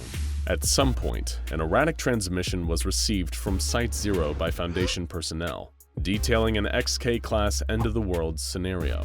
In the transmission, the sender, believed to be another member of the SCP Foundation, described an event during which the Gate Guardian finally left its post, stepping away from the entrance to the Garden of Eden. SCP-001 has left its location, the sender wrote. The gate is open. They are riding forth. Oh God, it's so beautiful. The transmission then goes on to repeat various phrases including, "The Lord shall reign forever," and "Hear, O Israel, the Lord our God, the Lord is one." What can be inferred from the rambling transmission is that the event being described is the end of the world. Some believe that once God deems it time, his angelic armies will lay waste to the earth in order to remake it as a paradise. When this occurs, SCP-001, the Gate Guardian, will open the gate he stands in front of, allowing the other beings like it to emerge into our world, ready to cleanse it. Perhaps most interesting is the source of the message. The transmission was received from within the Foundation from Site-0. However, when questioned by personnel, O5-14 told them that no such message had been sent or even existed. While some disregarded the transmission telling of the end of the world as a hoax, it was then that a timestamp was discovered. This warning had not been sent from Site-0, at least not yet, and was dated several years in the future. Despite this ominous warning of things to come, the Gate Guardian remains inactive, standing at the threshold to Eden, waiting. Let's get one thing clear. As much as it is fun to go through the various articles on the SCP archive, we should take a moment to acknowledge that it's all fun and games. The SCP Foundation, all the entities and objects, creatures and people, places and stories related to them are just that, stories. Fiction created by the authors of an online wiki website. It's all designed to be a bit of harmless entertainment. But what if it isn't harmless? What if the characters within the world of the SCP archive somehow knew they had been created by the SCP wiki authors? What would happen if fiction was aware that it was, in fact, fictional? Ask yourself, would you want to know if your world, your life, everything you had ever seen or known was just all fantasy? If the answer is no, then you need to stop watching this video right now, but we'll warn you. Just because you don't know about something doesn't necessarily stop it from being true. Still want to find out what's going on? Good. then you need to hear about SCP-001. First things first, which of the various SCP-001s are we talking about? Anyone looking for the earliest SCP will quickly discover that there are many different entities and anomalies that share that number. There are a few in-universe reasons for this. One is that all these anomalies were discovered in the earliest days of the SCP Foundation, before their current numbering system was introduced. Then there's the other theories. For example, some have speculated that the existence of many different SCP-001s is an intentional misdirection by the Foundation, their way of keeping the nature of the first true SCP a closely guarded secret. Regardless of what the reason is, the SCP-001 we're looking at today is also known as the database. Any and all information about the database is kept secret from the entire SCP Foundation apart from the Overseer Council. And why is it such a secret? Well, that's because SCP-001 contains details of the very nature of the Foundation itself, including its creation. But we don't mean when and how the organization was founded, or its history. We mean how it was created, and by whom in our reality. Confused? Well, allow us to explain it. At first, the file for SCP-001 describes a group of humanoid entities that have the ability to influence reality. All sounds like pretty standard bread and butter stuff for the SCP Foundation, right? Wrong. These entities are, in fact, the authors of the SCP Wiki themselves, as in the people in the real world. The reality of the SCP Foundation is constantly changed by these writers, written and rewritten whenever someone edits an article on the SCP Wiki. That's all fine and harmless for us, but the Wiki authors' impact on their world is cause of grave concern for the Foundation.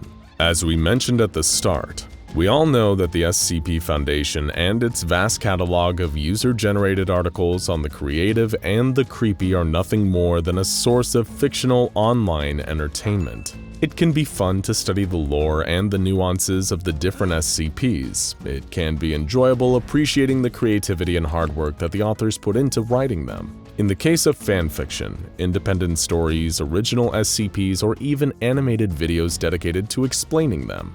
It can even inspire and fuel our own written endeavors. But at the end of the day, when all is said and done, we all know that the SCP Foundation is purely fictional. What we don't realize is that the Foundation knows it too. Containing several pieces of information from within their own archive, the database contains everything the Foundation knows about our real world. This includes everything about the real authors of the SCP Wiki. And you thought Deadpool was meta. You see, because the SCP Wiki has articles from numerous different creative writers, chances are the details of every new article might not always line up with every previous one. For a long time, there has been much discussion amongst devoted SCP fans regarding the canon of the website. Now, we don't mean a big gun that launches metal balls. When we say canon, we mean all of the events and stories that are considered to be an official part of the ongoing story of the SCP Foundation. Still with us so far? Because there are so many writers and articles on the wiki, the canon of the SCP archive is a bit inconsistent to say the least. And that's fine for us, because we know none of it is real. It doesn't have to all line up, just as long as a good story is being told. But these inconsistencies, all the little cracks of discrepancy and disparity, are what made the Foundation themselves realize that they are truly living in a fiction. In other words, SCP-001 is the SCP Foundation's window through what we would experience as the fourth wall. The fourth wall is the metaphorical barrier that separates what we know to be real from what we know to be purely fiction. In other words, it's the line between the audience and the fiction that they are watching, the edge of the stage or the glass of the television screen. And the SCP Foundation is staring through that fourth wall, looking out at you and me. That's right. It isn't just the authors that the Foundation are aware of, it's all of us. According to their own researchers, the Foundation has determined that we, the audience, and the writers exist in something known as the alpha layer. What on earth is an alpha layer? Well, imagine our reality. The world and the universe as we know it is a slice of bread. It's a strange analogy, we know, but stick with us. Now picture the fictional world of the SCP Foundation as another slice of bread underneath ours. In between the two can be whatever you like, but the point isn't that the world is a sandwich. The point is that we exist on a layer of reality above that of the SCP Wiki, and the filling is just what keeps reality and fiction separate. So as we mentioned, the Foundation is aware of any writers and readers of the SCP Wiki, and this does include you. But the Wiki authors are the primary focus of the database. After all, it's the writers who are responsible for creating the fictional world that the SCP Foundation exists in. Anything that forms a part of the narrative of that world, every article, every tale, every new SCP that gets published, even parts of the wiki that get taken down or rewritten all have an impact on the Foundation's universe. When the authors link their new SCPs to pre-existing ones, or create connections to a group of interest like the Church of the Broken God or the Global Occult Coalition, their writing ends up making even more of a substantial development to the overall narrative. And all of it ends up in the database. The readers of the SCP Wiki, on the other hand, are a smaller part of SCP-001, mainly because they do not write or publish the content found on the website itself. Anything that is not specifically set in stone by a wiki author can be interpreted in various ways by a reader. A reader's interpretation is a powerful concept and should not be underestimated.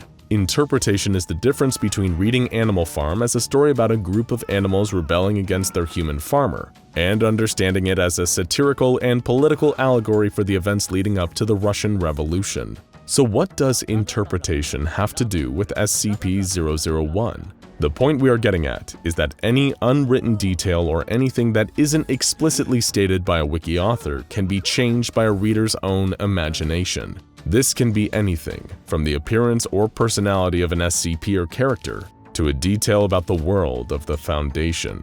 And in the same vein, if something in one SCP article contradicts something written in another, the reader is free to choose which of them they accept as part of the universe's true canon. Each reader of the SCP Wiki has their own understanding of the material written there, and inevitably comprehends their own version of the events within. And this is something that the SCP Foundation, even in their world of fiction, is aware of. Or more specifically, the O5 Council is aware of. You see, the secretive overseers are the only ones with any true knowledge of SCP-001. Only they can access the database. Only they know the truth. The fact that they exist in this fictional capacity is something the Overseer Council hopes to hide from the rest of the Foundation's personnel. In an effort to keep the rest of their staff from asking too many questions, the Council has told them that there is currently no way in existence that they could possibly contain SCP-001. But to reassure personnel, the O5s have also stated that this does not pose any risk, nor would it lead to the total and utter destruction of their observable fictional universe. Instead, the Council aims to focus on what they can control, by containing any and all information about SCP-001. Nothing about the database or the truth that it contains is to ever leave O5 Command under any circumstances whatsoever. All of the information about SCP-001, or what it contains, is kept in an encrypted, highly classified form at an unknown location. The key needed to decrypt this data is a passcode split into 3 parts. This key is then memorized by members of the O5 Council, each memorizing a different portion of the passcode. It can only be accessed if every member of the Council unanimously agrees that it is absolutely necessary. And even when they do decrypt the information about SCP-001, it remains for the eyes of O5 Command, and strictly their eyes only. Any member of the SCP Foundation caught leaking data about SCP-001 is to be contained by any means necessary. This also includes if a member of personnel attempts to get this classified information out via espionage, psychic leakage, or other devious methods. Foundation researchers are even banned from conducting any of their own investigations into the nature of SCP-001 or the data it contains. If a lower-level staff member was somehow to find out the truth, that the entire Foundation is just a fiction, then that person would be at the mercy of the most senior figure on the O5 Council. It would be up to that senior figure to decide the staff member's fate. Anyone with high enough clearance or status within the Foundation who found out about SCP-001 would alternatively be given a Class A amnestic, These are memory-altering drugs that the SCP Foundation uses to keep information about anomalies a secret, apparently even from its own staff. Still, having your mind wiped has got to be better than being killed or contained, just for realizing you're a fictional character on an online wiki. The O5 Council has plans in mind for us, and for the SCP Wiki writers responsible for creating them. The SCP Wiki entry on the database closes with a proposal, a way that the O5 Council can reach out of their fiction directly to the Wiki's authors in the real world. From there, their goal is simple. Through memetic kill agents, the SCP Foundation will put the Wiki authors to sleep and then kill them. Sounds pretty far-fetched, doesn't it? After all, when was the last time something fictional killed someone in our real world? Even more bizarre, what if this kill agent really exists? The O5 Council must have known for a while that their world is fictional, so they've had plenty of time to develop a kill agent, some way of reaching us and the SCP Wiki authors in the real world. Worse still, what if this kill agent is already out there somewhere, lurking on the SCP archive, just waiting for you to find it? And if you read it, how would it kill you? If you don't want to know, then that's your choice to make. But if curiosity is getting the better of you, then remember this. Beware SCP-5999. The man sprinted through the hallways of Site-01 as fast as he could. Bullets whizzed over his shoulders as panic shouts went up all around him. The whole facility was bathed in red as security alarms deafened his ears. He had to move fast, had to get out of here before it was too late. A force smacked him in the back so hard that he fell onto his face, skidding across the vinyl floor. Planting both hands on the ground and trying to push himself back up, he felt his right shoulder blade creaking and bending against itself. He'd been shot enough times in his life to know what a bullet-shattered bone felt like. Trying his best to ignore the pain washing through his body, he kept running. More bullets hit him in his torso, his shoulders, his arms, and his neck. One even caught the top of his skull, slicing a clear line through his hair, but he kept running. The doors were slowly closing in front of him as the Foundation personnel swarmed the hallways. All he had to do was make it to those doors, slide through the gap, and he'd be free. If only they could understand. If only all the agents, researchers, and the Overseer Council could make sense of what he was telling them, they would let him go through these doors instead of trying to shoot him down like a dog. Just 10 feet to go. He was nearly there when a bullet ripped through his calf and sent him tumbling to the ground again. But this time, before he could get up, a rain of bullets washed through his body, igniting a pain so fierce that he wished it could all just be over. But it never was. The pile of pitiful remains was wheeled back into a containment cell with a door locked behind it. You would think the body lying on the floor was some kind of roadkill, but it was in fact a man. A man whose body slowly and painfully, over the course of 4 months, pushed every one of the 247 bullets out of itself and got to work stitching itself back together as he lay there weeping on his own. Andrea Twain had been headhunted by the Foundation while she was still in college. Sitting in a Harvard library, she'd been hard at work on her thesis, pouring hour after hour into researching jellyfish. She was starting to see them in her sleep, and she was falling asleep at her desk quite a lot. Fueled by energy drinks and cups of coffee, it was starting to seem like the jellyfish were floating all around her between the bookshelves. That's why when she was approached by Foundation operatives offering her a place studying the most top-secret entity on the planet, she was pretty sure it was all in her head. But then, 6 months later, and living in a facility that she didn't even know the location of, it started to dawn on her the gravity of the task she had been handed. Her research topic had been the Hydrosian Turritopsis dornii, a small jellyfish with the power to reverse the aging process, dubbed the immortal jellyfish. She had been right on the verge of cracking what was the creature's genetic makeup that made it able to produce cells younger than those that they were replacing, a feat that could cure all number of human diseases and revolutionize medicine and society as we know it. But standing at the window in Site-01 and looking through the glass at SCP-001, Andrea realized that all of her research had barely scratched the surface of what was possible. On the other side of the window sat SCP-001.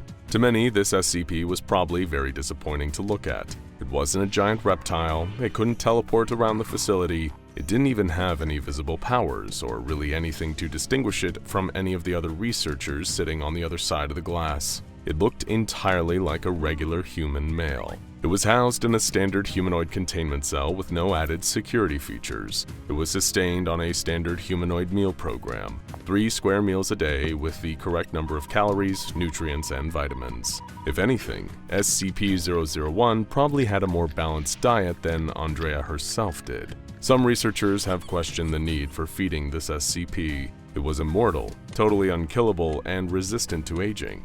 It had been burned alive, drowned in acid, and beaten to a pulp, and yet very slowly, it would always recover. So why did they feed it? If they didn't, it would get quite grumpy. More than anything in the world, Andrea was desperate to talk to it. Containment procedures were very strict around this SCP. There would be no contact beyond the delivery of meals, no conversations, no sign language, nothing. It would sit by itself alone in silence, and 3 times a day, a meal would be placed in front of it by a researcher who would promptly leave. The reason? SCP-001 could predict the future. Initial research into this SCP found that it had an uncanny ability to describe events that had not yet occurred, despite having no exposure to the outside world. It could predict an entire season of Major League Baseball, right down to the individual player performances. It foretold the fall of the Berlin Wall, the Chernobyl meltdown, 9/11, the crash of the housing market, and countless other events. In 2004, a careless researcher asked SCP-001 what the weather was looking like. SCP-001 proceeded in detail to describe Hurricane Katrina, from its formation through to the humanitarian response and the political fallout, a full year before any of those events unfolded. The Foundation has tried and failed to use these predictions in order to prevent tragedies from occurring, but due to ironic twists of fate, any attempts to prevent these predictions from coming true often wind up fulfilling them. In the case of Chernobyl, agents who were deployed into the Soviet Union to work in the power plant itself wound up making critical blunders that led to the reactor's meltdown. If the Foundation had not gotten involved, the accident would have been averted. That said, taking a passive approach does not appear to be an effective countermeasure either. It seems that whatever SCP-001 predicts, that course of history becomes inevitable. How could you not want to talk to such an entity? As Andrea stood at the glass watching it, she knew she had to hatch a plan. The Foundation may not be able to prevent these tragedies from occurring, but surely they would want to know what's going to happen. They were researchers after all, and their job was to discover information. Predicting the future, that was the most valuable information of all. But it went deeper than that. If anything, the predictions of the future were a byproduct in Andrea's mind. There was something suspicious going on with this SCP, something that the Foundation was trying its best to keep under wraps. She had seen it in the classified documents, files left out on desks that should have been locked away securely. Security and procedure had grown lax with the monotony of containing this SCP. In these files were interview snippets, a chance for this SCP to reveal who it truly was. At the start of the first interview, Dr. Lynch simply, pleasantly greeted SCP-001. He replied, "Your daughter will be hit by a bus before her 7th birthday. I can tell you the specific day if you'd like." The interview session was paused as Dr. Lynch grew distressed and had to leave his post to go and spend time with his family. The interview resumed under Dr. Goldstein, who asked SCP-001 why he felt the need to give such distressing information to Dr. Lynch. He replied, "I have told you people countless times before, you are not to refer to me as SCP-001. I am the founder of this organization and you will address me as such." When Dr. Goldstein questioned that assertion, SCP-001 replied, "You really don't believe everything they have on file, do you? Address me as founder or I will tell you about what your husband is up to, Dr. Goldstein."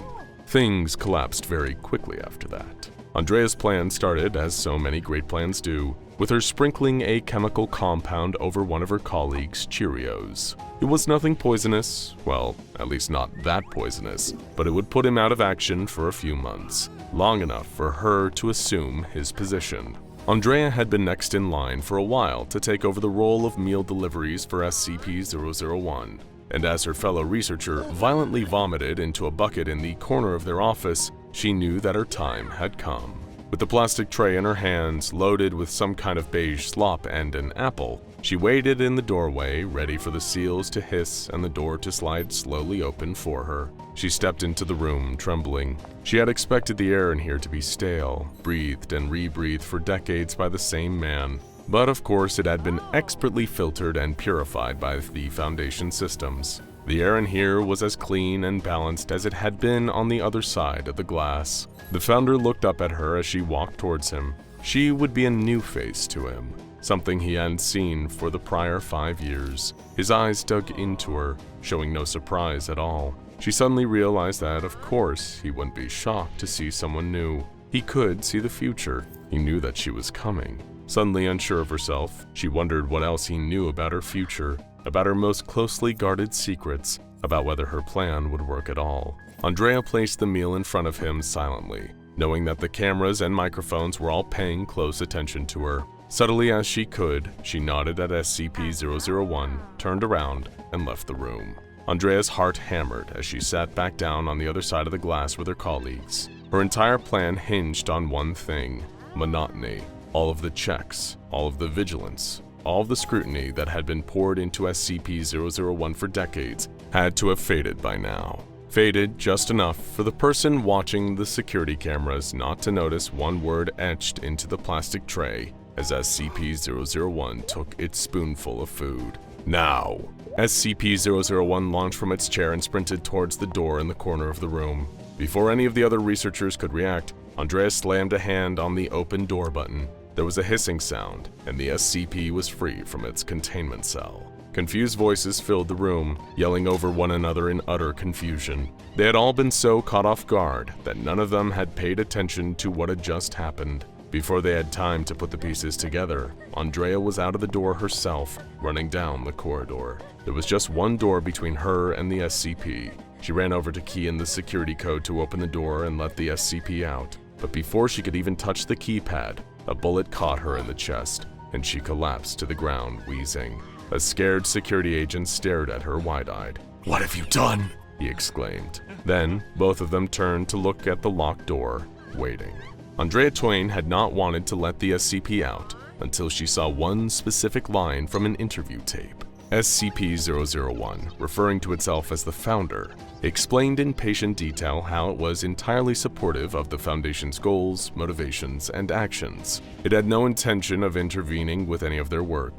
It explained that all of their ideas were, in fact, its own, as it was the one who had created the Foundation in the first place. But there was something coming. A prediction that SCP-001 refused to speak out loud under any circumstances. It had just one request that it would repeat to every interviewer for decades after decade. They had to free it, so it could prevent that event from happening. It must be allowed to construct a device. Otherwise, well, it actually never explains that part. Neither does it explain what this device is, and point-blank refuses to allow another to build this device in its stead. Due to the unpredictability of what would happen if SCP-001 was allowed to construct this device, the Overseer Council has point-blank refused to entertain the notion, but Andrea just couldn't shake it from her mind. This SCP was capable of accurately and precisely predicting all number of future events right down to the granular details, no matter how tragic and how dark. Yet there was an unknown in its future. It didn't know whether it would be released or not. It had to beg for its freedom. Whatever it needed this device to defeat was clearly so powerful that it went beyond SCP-001's capacity to predict and understand it. There was an event coming that was so significant that it created chaos and uncertainty in SCP-001's perfect view of the future, and there was only one entity that Andrea trusted to be powerful enough to counteract this event. And as she lay there dying in a pool of her own blood, she looked up through the glass window in the door at the entity she trusted and watched as it keyed in the passcode to the door. The door slid open, and the SCP took off running along the hallway. With her dying breaths, Andrea told the SCP the passcode to the door that it had just opened, understanding the brilliance of what had just happened. The SCP had been able to open that door because it had seen the future where she told it the password. And with that, she smiled and laid her head down on the hard floor. Except SCP-001 did not manage to escape. It was gunned down in the hallway with 247 bullets that brutalized its body and was wheeled back into its containment cell, where it began the slow process of healing. For most of the research team, things went back to business as usual, albeit with slightly better security. But to the handful of researchers who really thought about what had happened, a sense of unease settled on their shoulders. SCP-001 would have known before it ran out of that cell and attempted Andrea's plan that its escape was going to fail. It would have known decades prior to the exact positions of the 247 bullets that pounded into its body. It would have known the searing agony that it would have to endure for months as its body slowly healed from its failed escape attempt. And yet, it had gone through with it anyway. What set of events had been put into motion when Andrea carved those 3 letters into the plastic tray? What greater purpose was SCP-001 working towards? And was it now too late to stop? The Church of the Broken God. We've mentioned these machine-revering evangelists in a countless number of videos here on SCP Explained before, and it's because they're one of the most prolific groups of interest out there, with 300,000 active members across the globe. That we know of. They likely have more members and devotees than other iconic groups of interest, like the Serpent's Hand and the various cults of the Scarlet King combined. But how much do we really know about the Church of the Broken God? We've consulted Foundation historians and Mechanite scripture to find the answers and put together a truly comprehensive overview of this complex and often misjudged faction of the SCP Foundation multiverse. A faction that the Foundation may one day find themselves far more closely aligned with than they ever imagined to face an even greater foe. Give glory to the Broken God, and let us begin our journey into his teachings.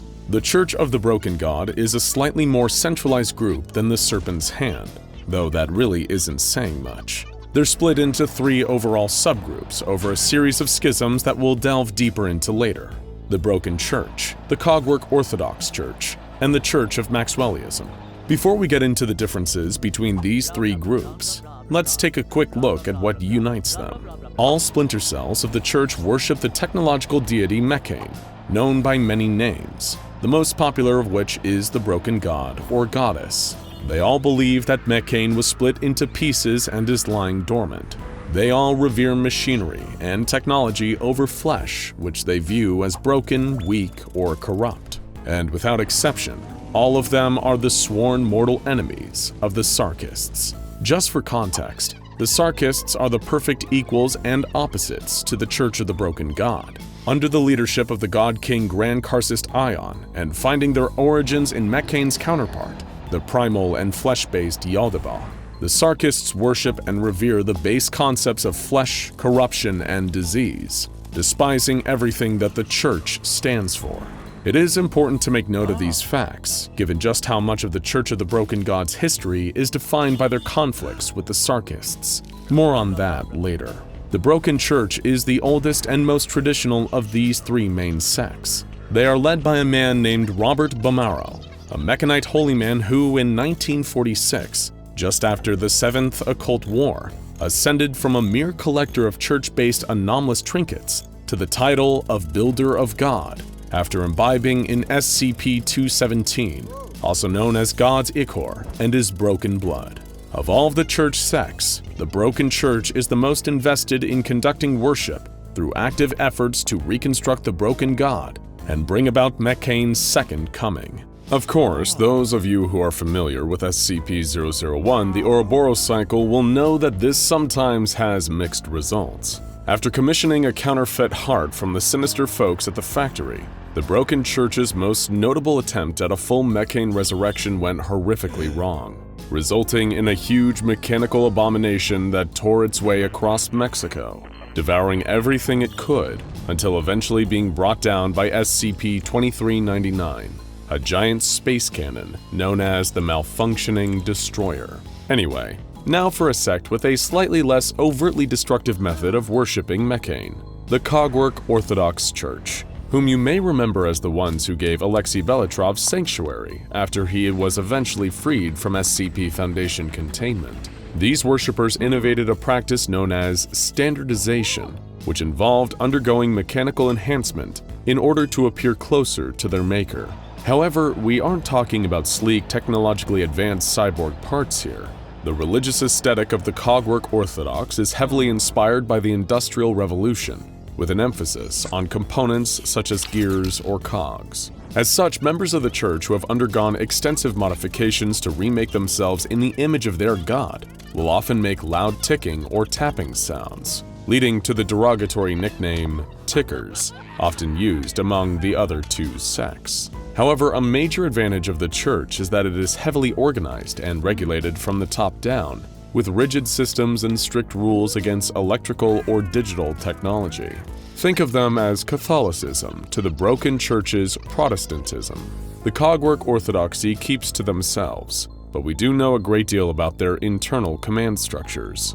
The orders of the Cogwork Orthodox Church are as follows. At the very top of the pyramid are the Patriarchs, a mysterious and insular group who have the ultimate word on church matters, and release missives that will later become the Schema, the church's holy text. Below them are the Schematists faithful, scholars and scribes who write and record the Schema from the aforementioned teachings and commands of the Patriarchs. Legates faithful are the internal affairs orders of the Cogwork Orthodox Church. They investigate matters going on within the faith, such as weeding out heretics and meditating internal disputes. They're one of the two orders permitted to carry weapons, the others being militants faithful, who act as the self-defense wing, keeping the church safe from external threats and acting as ambassadors to outside groups. The next two orders are the Fabricators faithful and the Inventors faithful.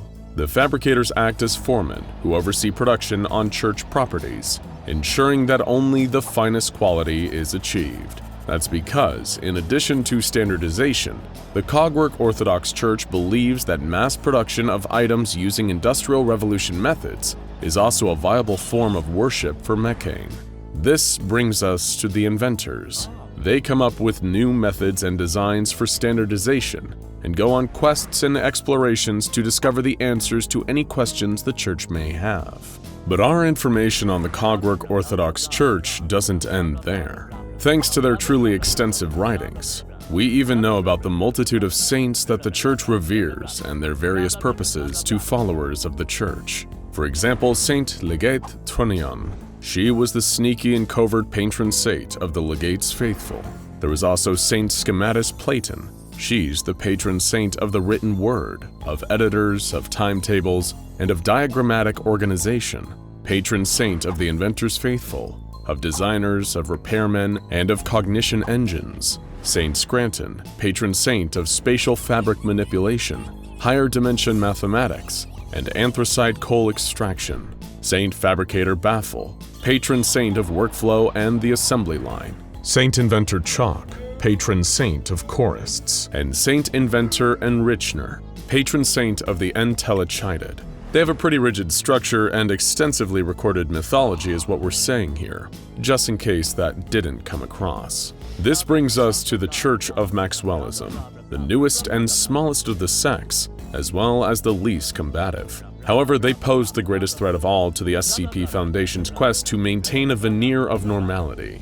That's because Maxwellists forego the extensive standardized body modifications of the Church of the Cogwork Orthodox, and instead prefer smaller internal implants that allow them to interface directly with the internet from their brains. This allows them to fulfill their primary goal, spreading the good word of Mechane, whom they refer to as WAN, all across the globe using the information superhighway, while also netting them the nickname Hummers among the other two sects. In contrast to the conformist elements of their sister organizations, Maxwellists embrace their individuality and unique traits, being highly decentralized but very communicative with their fellow believers. They believe WAN is a fragmented god, existing in the world of digitized data rather than clunky old hardware. With their extreme internet savvy, it's likely that they've brought in many new converts to the Broken God's cause, despite them being the youngest of all the overall religion sects.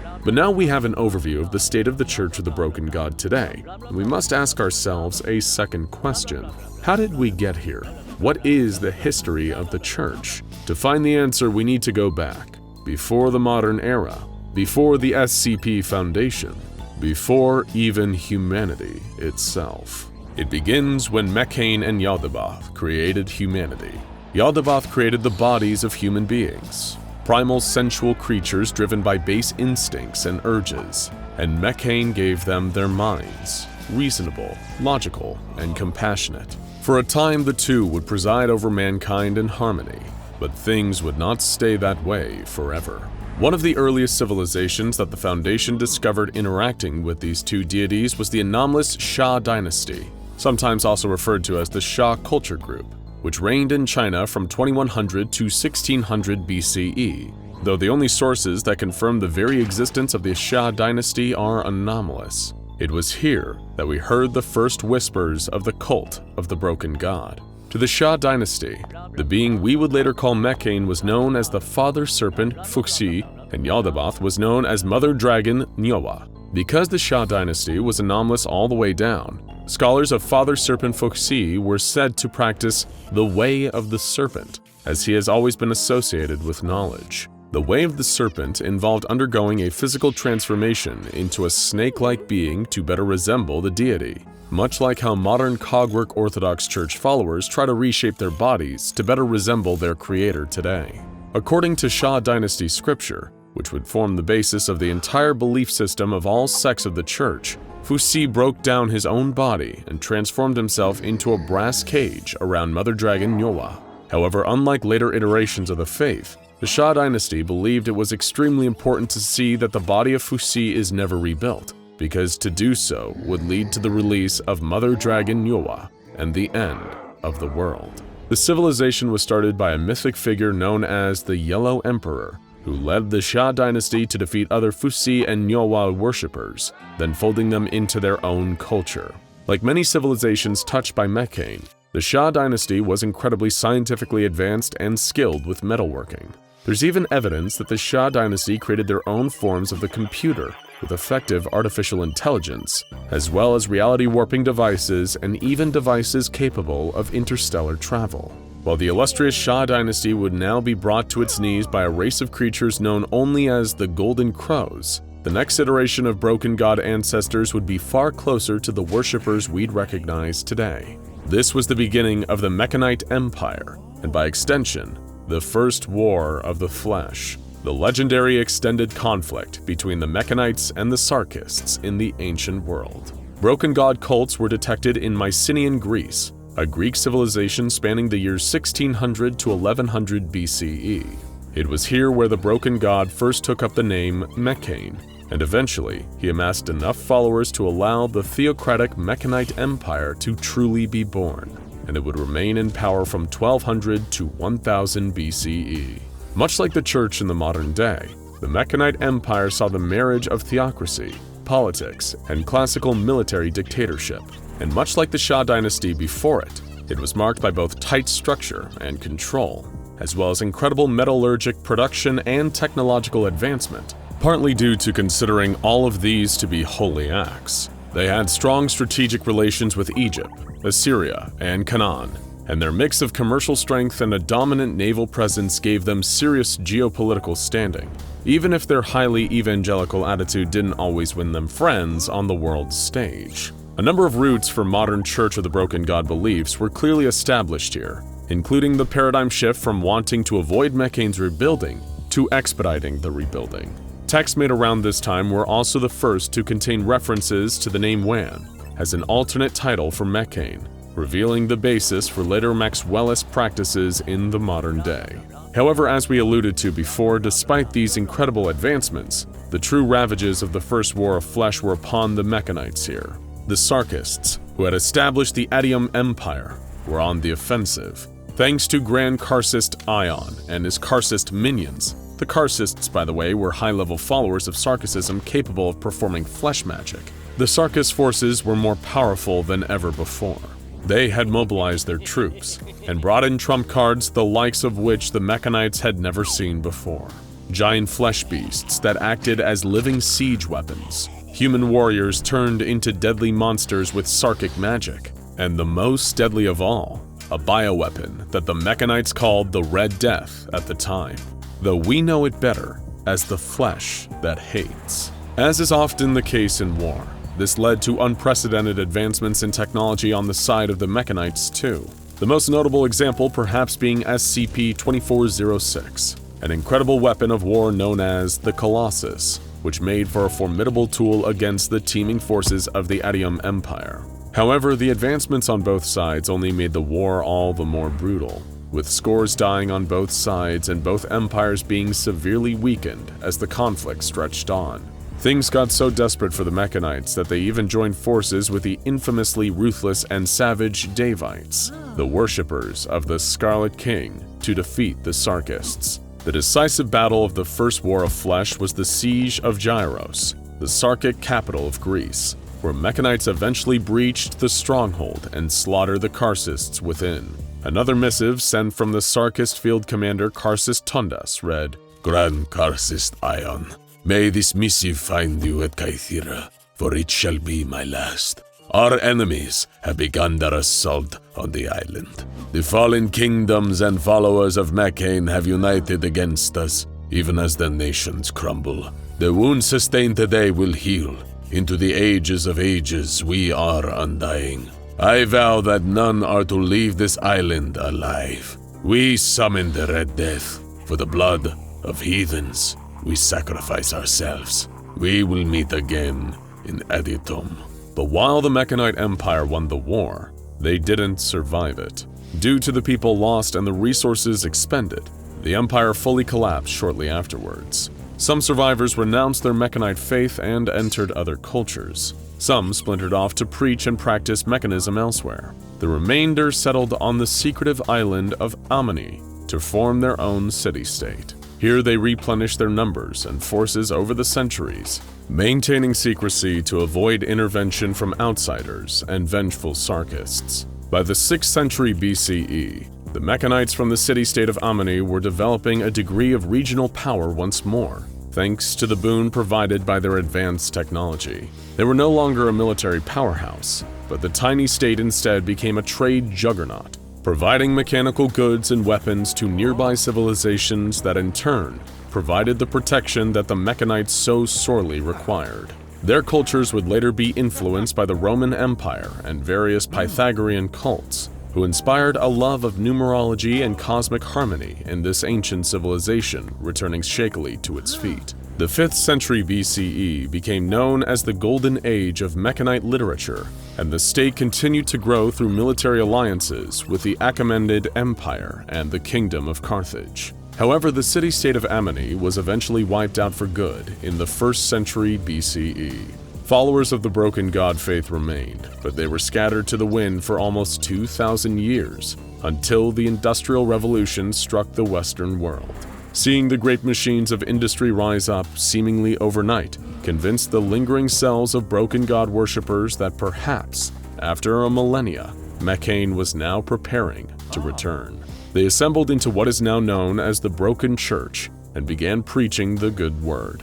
And considering the industrial fever of raw, unfettered progress gripping the world at the time, the Gospel of Mechane seemed to be an attractive prospect indeed. Meanwhile, debate was raging inside the ever-growing church about the nature of adapting oneself mechanically, a practice that had been out of fashion since the days of the original Mechanites. Broken Church loyalists believed that modification through any means other than drinking the god's ichor, like Robert Bramaro would later do, is an insult to Mechane. Others, however, saw it as a tribute and a way of getting closer to their creator. This was the issue that caused the first New Age schism and led to the formation of the Cogwork Orthodox Church during the 1840s. The faith would never be the same after this. The various broken god splinter cells found a lucrative market in converting wealthy industrial oligarchs of the production boom and talking them into becoming glorified sugar daddies for their various new augmentation experiments, all to becoming post-Nibbanic beings, meaning mechanical entities who leave the unreliable world of flesh behind for good and commune with the shiny metal infinite. In exchange, these industrialists would be provided with advanced Mechanite knowledge of manufacturing, as well as technology far beyond their years. Everyone was a winner, well, except the SCP Foundation, but we'll touch on that whole debacle soon. By the closing of the 19th century, it seemed like the Cogwork Orthodox Church might totally outmode its predecessors at the Broken Church. However, the early 20th century would bring the mysterious Robert Bomero onto the scene. Bomero was a mysterious man with unknown abilities and connections, but he soon commanded power and respect, taking over the Broken Church and even being taken seriously in rival sects. He gathered up a group of trusted enforcers and augmented them into his disciples, supposedly being able to speak directly to Mechane. He and his loyalists collected hundreds of artifacts relating to the Broken God, blowing the minds of all involved with just how quickly he was able to do so.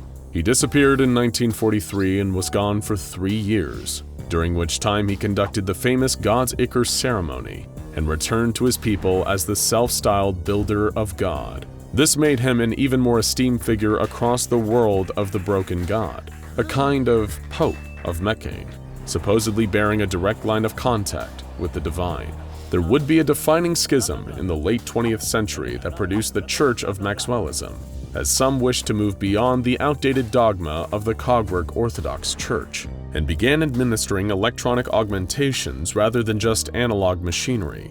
This resulted in a huge controversy for church members, as the patriarchs reacted swiftly with a slew of excommunications. Those excommunicated would soon become the first wave of Maxwellists and take the tenets of the Broken God into the internet age. All of these groups have made trouble for the Foundation in their own way, from the online evangelizing of Maxwellists leaking classified knowledge to the weirdness of the Cogwork tickers being impossible to ignore, to the frequent battles between the Foundation and the Broken Church over items which they believe to be parts of Mechane.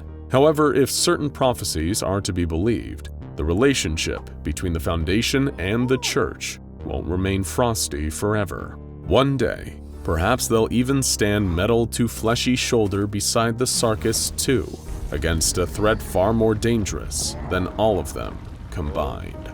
It's been almost a year since the world changed forever. Not that anyone still human had really been counting the days. Almost a year since the sun forsook its children and changed its rays from life-giving gifts to flesh-melting weapons more fitting of hell than heaven.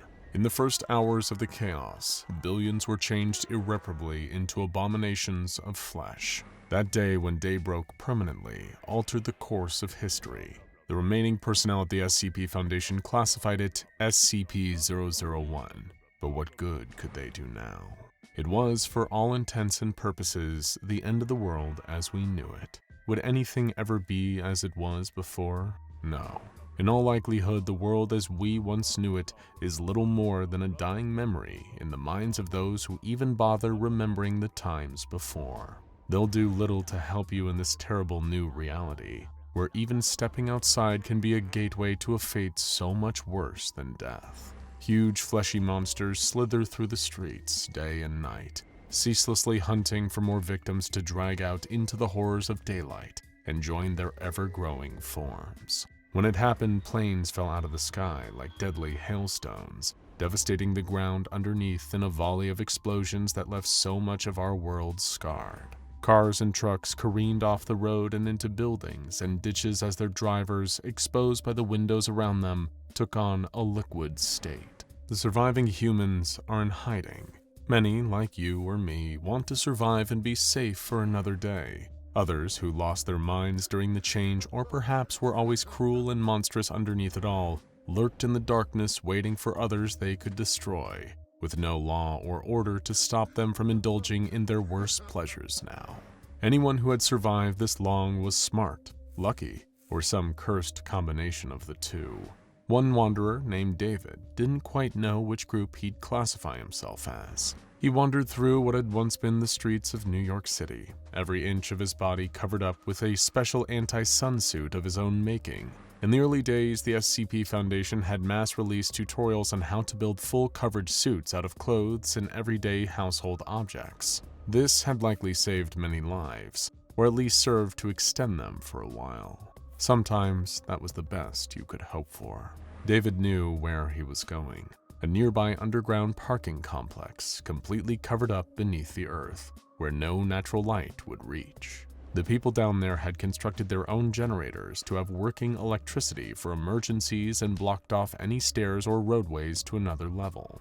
The only way up or down was a single elevator shaft that they owned and operated. It was the best way to keep one of those blobby monsters from descending and dragging them all up to the horrors of daylight. David found the place, deftly avoiding any of the monsters still roaming the streets. He'd been out on a food run, collecting canned goods from distant bodegas. Tuna, spam, hot dogs, soups. They sent out 4 scavengers a day in hopes of keeping their food supplies well stocked, drawing straws each day to decide fairly. Today, David had been one of them, and it had been a good day, insofar as any day can be good in this world. On some days when they'd sent out 4 scavengers, only 1, 2, or none at all had returned. Such is the way with the world of the broken sun.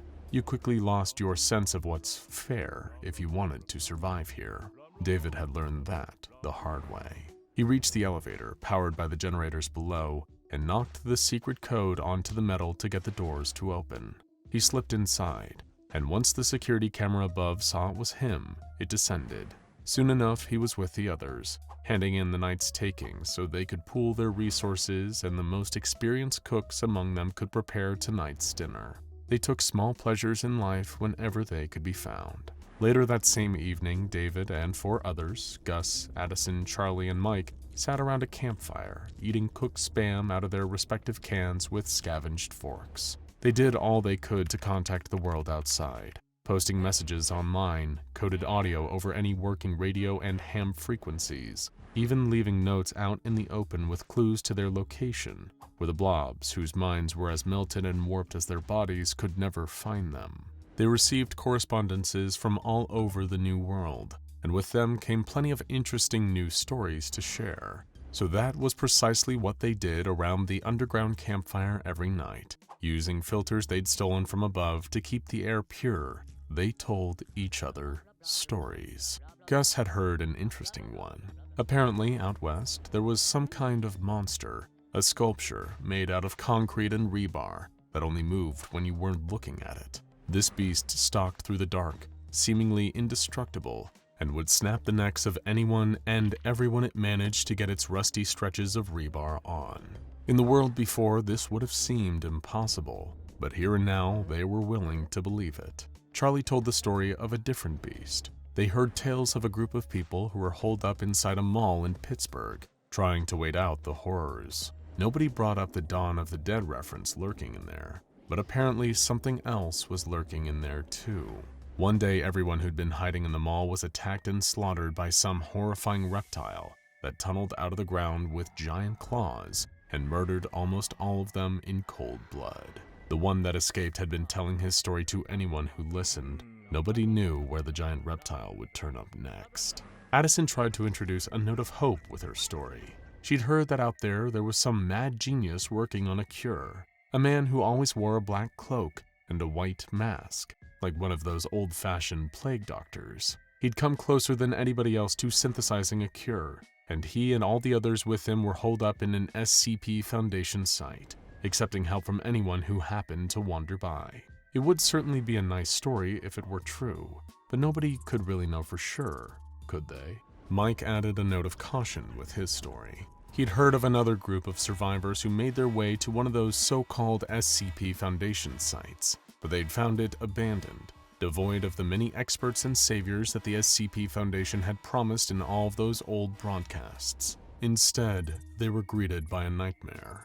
A ghoulish old man covered in black slime, with a permanent sadistic grin on his face. He could walk through walls and melt off skin with his burning touch. He's always out there, just waiting for more unfortunate, hope-filled victims to fall into his clutches. That sent a shudder through them all. What had happened? Of course, there was the obvious problem of the treacherous burning sun up above and its melted minions down below, but how had the world suddenly become so beset with these terrible monsters? It was like the gates of hell had opened, and all manner of beasts had come spilling out. All that the human race could do now was survive, but every day, the world seemed a little less worth surviving for. Why were they here? Just to be prey for these nightmare creatures? David, who had been silent up to this point, finally spoke up asking, "Have any of you heard of the Black Warrior?" There was silence. None have heard of this one before. They waited and listened. "He saved my life," David went on, "and I'd guess I'm not the only one." The incident, as David told it, had happened weeks ago, before he'd even joined up with this current group. He'd lost everything and everyone, and was left wandering the wastes of New York City alone. He'd been hiding in the dark of an old financial building for so long, but his food supply had run completely dry. He would simply need to leave. He knew that if he waited any longer, even a few more hours without food, he'd pass out and die of starvation in his sleep, or be killed by one of those things. He'd need to go out in daylight and forage. It was the only way. He'd already built a total coverage suit. What did he have to lose? That very thought would bring him closer to death than he'd ever been before.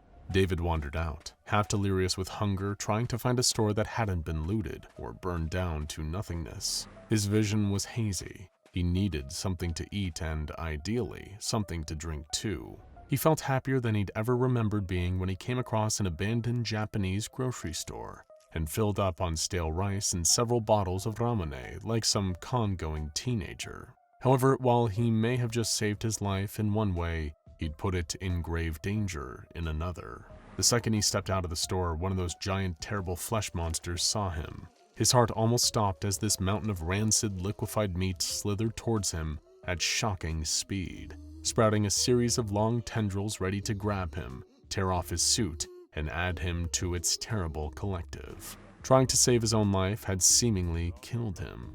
Of course, David tried to run, but it was already too late. He felt the tendrils grab him and lift him into the air, pulling him towards the immense and terrible flesh of this rampaging superorganism.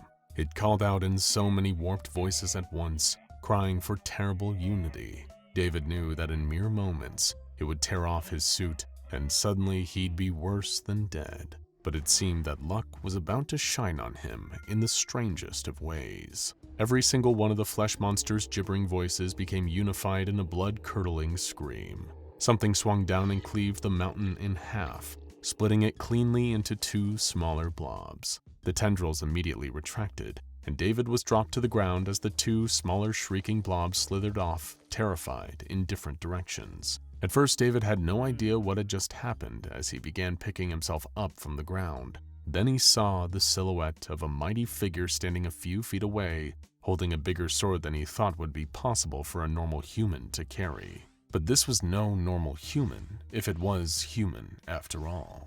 He stood 7 feet tall, built like an old marble statue. Every single inch of his body was covered in obsidian armor, completely protecting the warrior underneath from the oppressive rays of the sun. This was the figure that David and all the others who'd encountered him had taken to calling the Black Warrior. Nobody knew who he was underneath. All they knew was that he wandered the New World day and night, slaughtering the beasts of the sun. He feared nothing, and everyone else knew to fear him. David was on his back, staring with disbelief at the Black Warrior. The warrior exhaled and began to walk towards him. David cowered as he approached, but the warrior simply kept walking past him. Confused and delirious with a mix of fear and relief, David called out, "Wait, aren't you gonna kill me?" Without breaking a stride, the Black Warrior replied, "Where's the honor in stomping on ants?" And with that, he was gone. He'd saved David's life and then compared its value to that of an ant. That was the Black Warrior, it seemed. He was neither a hero nor a villain in this new world, just a man looking to pick a good fight. And from the casualness with which he performed every action, even cleaving the abominable flesh monsters, it was likely he hadn't faced an opponent he considered worthy yet. Once David had told his story, there was silence around the campfire. David would never know if the others had believed his story, or whether they thought it was just the ramblings of a terrified man who'd just gotten lucky. But we know that David wasn't lying about the Black Warrior. Of course, that was a relatively recent name for him. The SCP Foundation had known him mainly as SCP-076-2, but to himself, he was always Abel. It had been Abel's second resurrection into the world of When Day Breaks. In his first, he'd decided to do something bold and daring. He'd stormed Site-19 at its weakest moment, forcing several other anomalies to assist him in his bloody quest to strike back against the SCP Foundation. He'd followed and taunted Dr. Jack Bright, then beaten this immortal of his own creation within an inch of his latest life. Bright, however, had managed to get the jump on Abel by transferring his soul into the body of one of those fleshy abominations, then using his collective strength to crush Abel to death. Of course, for Abel, just like Dr. Bright, death had only ever been a temporary inconvenience. Several months later, he'd once again resurrected from his black sarcophagus, his mind still swimming with the memories of his last life. He wandered out into the now empty Containment Area 25B, littered with the bodies of the guards and researchers he'd killed during his last escape. Pathetic. They'd posed no challenge. What would, however, pose a challenge to him would be the sun outside. He remembered last time that the sun had somehow changed. Now anyone exposed to its rays would be melted into one of those things. Abel was intelligent enough to realize that this was something he might not be able to regenerate from. He needed a more permanent solution. But Abel had spent his last several thousand years walking this earth, coming up with extremely permanent solutions to all of his problems, and this would be no exception. He would need to wear armor that covered every inch of his skin. It would be the only way he could move safely out there. Of course, he wouldn't be caught dead in the garb of the SCP Foundation, his pathetic would-be jailers who had fallen in droves in the face of this new threat. He would make his own armor, the only way he could. In case anyone needs a refresher, one of Abel's primary anomalous abilities, in addition to his ability to resurrect himself and his superhuman strength, speed, durability, and combat prowess, is his innate ability to pull a limitless number of obsidian weapons out of miniature, localized pocket dimensions. Swords, axes, clubs, chainsaws, scythes, spears, hooks, maces, flails, tridents, knives, cleavers, almost anything you can imagine. But Abel's deadliest weapon of all was his brain. And it was with that, and a combination of all his other weapons, that Abel would figure the perfect way out of this situation. First of all, he produced a mountain of weapons within the site, a huge pile that would make an army of medieval knights go weak at the knees. But he would not use these weapons for their intended purpose. Instead, he went about searching the building for materials he could use in his brand new project. All he needed was sufficient metal he could bend into place, and a blast furnace. One that he would eagerly use the site's built-in nuclear warhead, designed for the explicit purpose of killing him during an escape, to instead facilitate his new life in this new world. What a wonderful plan it was shaping up to be. It took him several days to achieve his goal, and a few humiliating failures along the way. But Abel was eventually able to create a sufficiently robust furnace to melt down the many weapons he'd pulled from the ether, and begin to make something new out of their molten extracts. Abel was a holistically brilliant warrior, and to achieve that title one can not only learn how to fight, but how to maintain one's arsenal and how to be an adept smithy. The latter skill would serve Abel well here. He used his own molten weapons to construct the perfect battle armor that would cover his body entirely and protect him from the deadly sun above. He made several prototypes, testing each one by dressing up one of the many Foundation corpses in it, and pushing it out into the sun. The first few soon had liquefied human leaking out of its seams, so Abel knew he needed to iterate and improve. Thankfully, despite what his bloodthirsty demeanor might tell you, Abel could be very patient when he needed to be, especially when that patience could lead to greater bloodshed down the line. More weapons, more melting, more forging, more improving. Little by little, Abel was building himself the perfect suit to venture out into the sunlight and find new prey, new battles, new violence. He couldn't be happier with the results. Soon enough, Abel found a variation that prevented even his dead test subjects from melting. It was perfect. He even melted down the tinted glass of some of the Foundation tactical riot helmets to give his own helm a black visor, just in case. He had done it, and now with his new armor assembled and worn on his huge, muscular body, he was ready to go out there and make a new name for himself. Even if all those who remembered Abel were gone, the others would remember the Black Warrior forever, in reverence and fear. Abel produced a new sword to go with his new look, a massive weighted double-sided beast of a blade, one that almost nobody but Abel would be able to carry, a sword that would be part of his legend forevermore. Oh, this would be so much fun. For the first time since day had broken that anybody had done so, Abel stepped out into the sunlight and smiled. Does the black moon howl? No, not yet. See the boy. He was born in a time before names. There weren't enough humans around to need them back then. He was one of a handful occupying a coastal village, using a tongue long since dead. They eked out a simple life, hunting, gathering, fishing. The only thing on most of their minds was surviving to see the next sunrise. Yes, a simple life, free of complications. Until the hermit appeared. The boy would remember this man for eternity. Haggard and thin, skin weathered by time and pain. A man that, emaciated, walking with a long, gnarled cane that honestly looked healthier than he did, shouldn't be alive. Even the boy, who had scarcely seen beyond the bounds of his village, knew that the hermit was unnatural, an aberration, an anomaly. He walked into the center of the village, sat down on a large stone, and waited. Nobody dared ask his business, nor what the hermit waited for. Then, a few days later, the black moon howled. The boy saw the village's youngest hunter freeze one evening while out on a walk. Not simply stand still, but freeze. Then for an instant, he became solid black, a coal statue, and as soon as he'd changed, he was gone. Obliterated, not a trace of him remained. Such is the power of the black moon. It can make any conscious being disappear in an instant, turn black, then wiped from our plane of existence, never to be seen again. Its choice of victims seemed at each instance to be utterly random, but it would come for all who lived eventually. This is known to some as the howling of the black moon.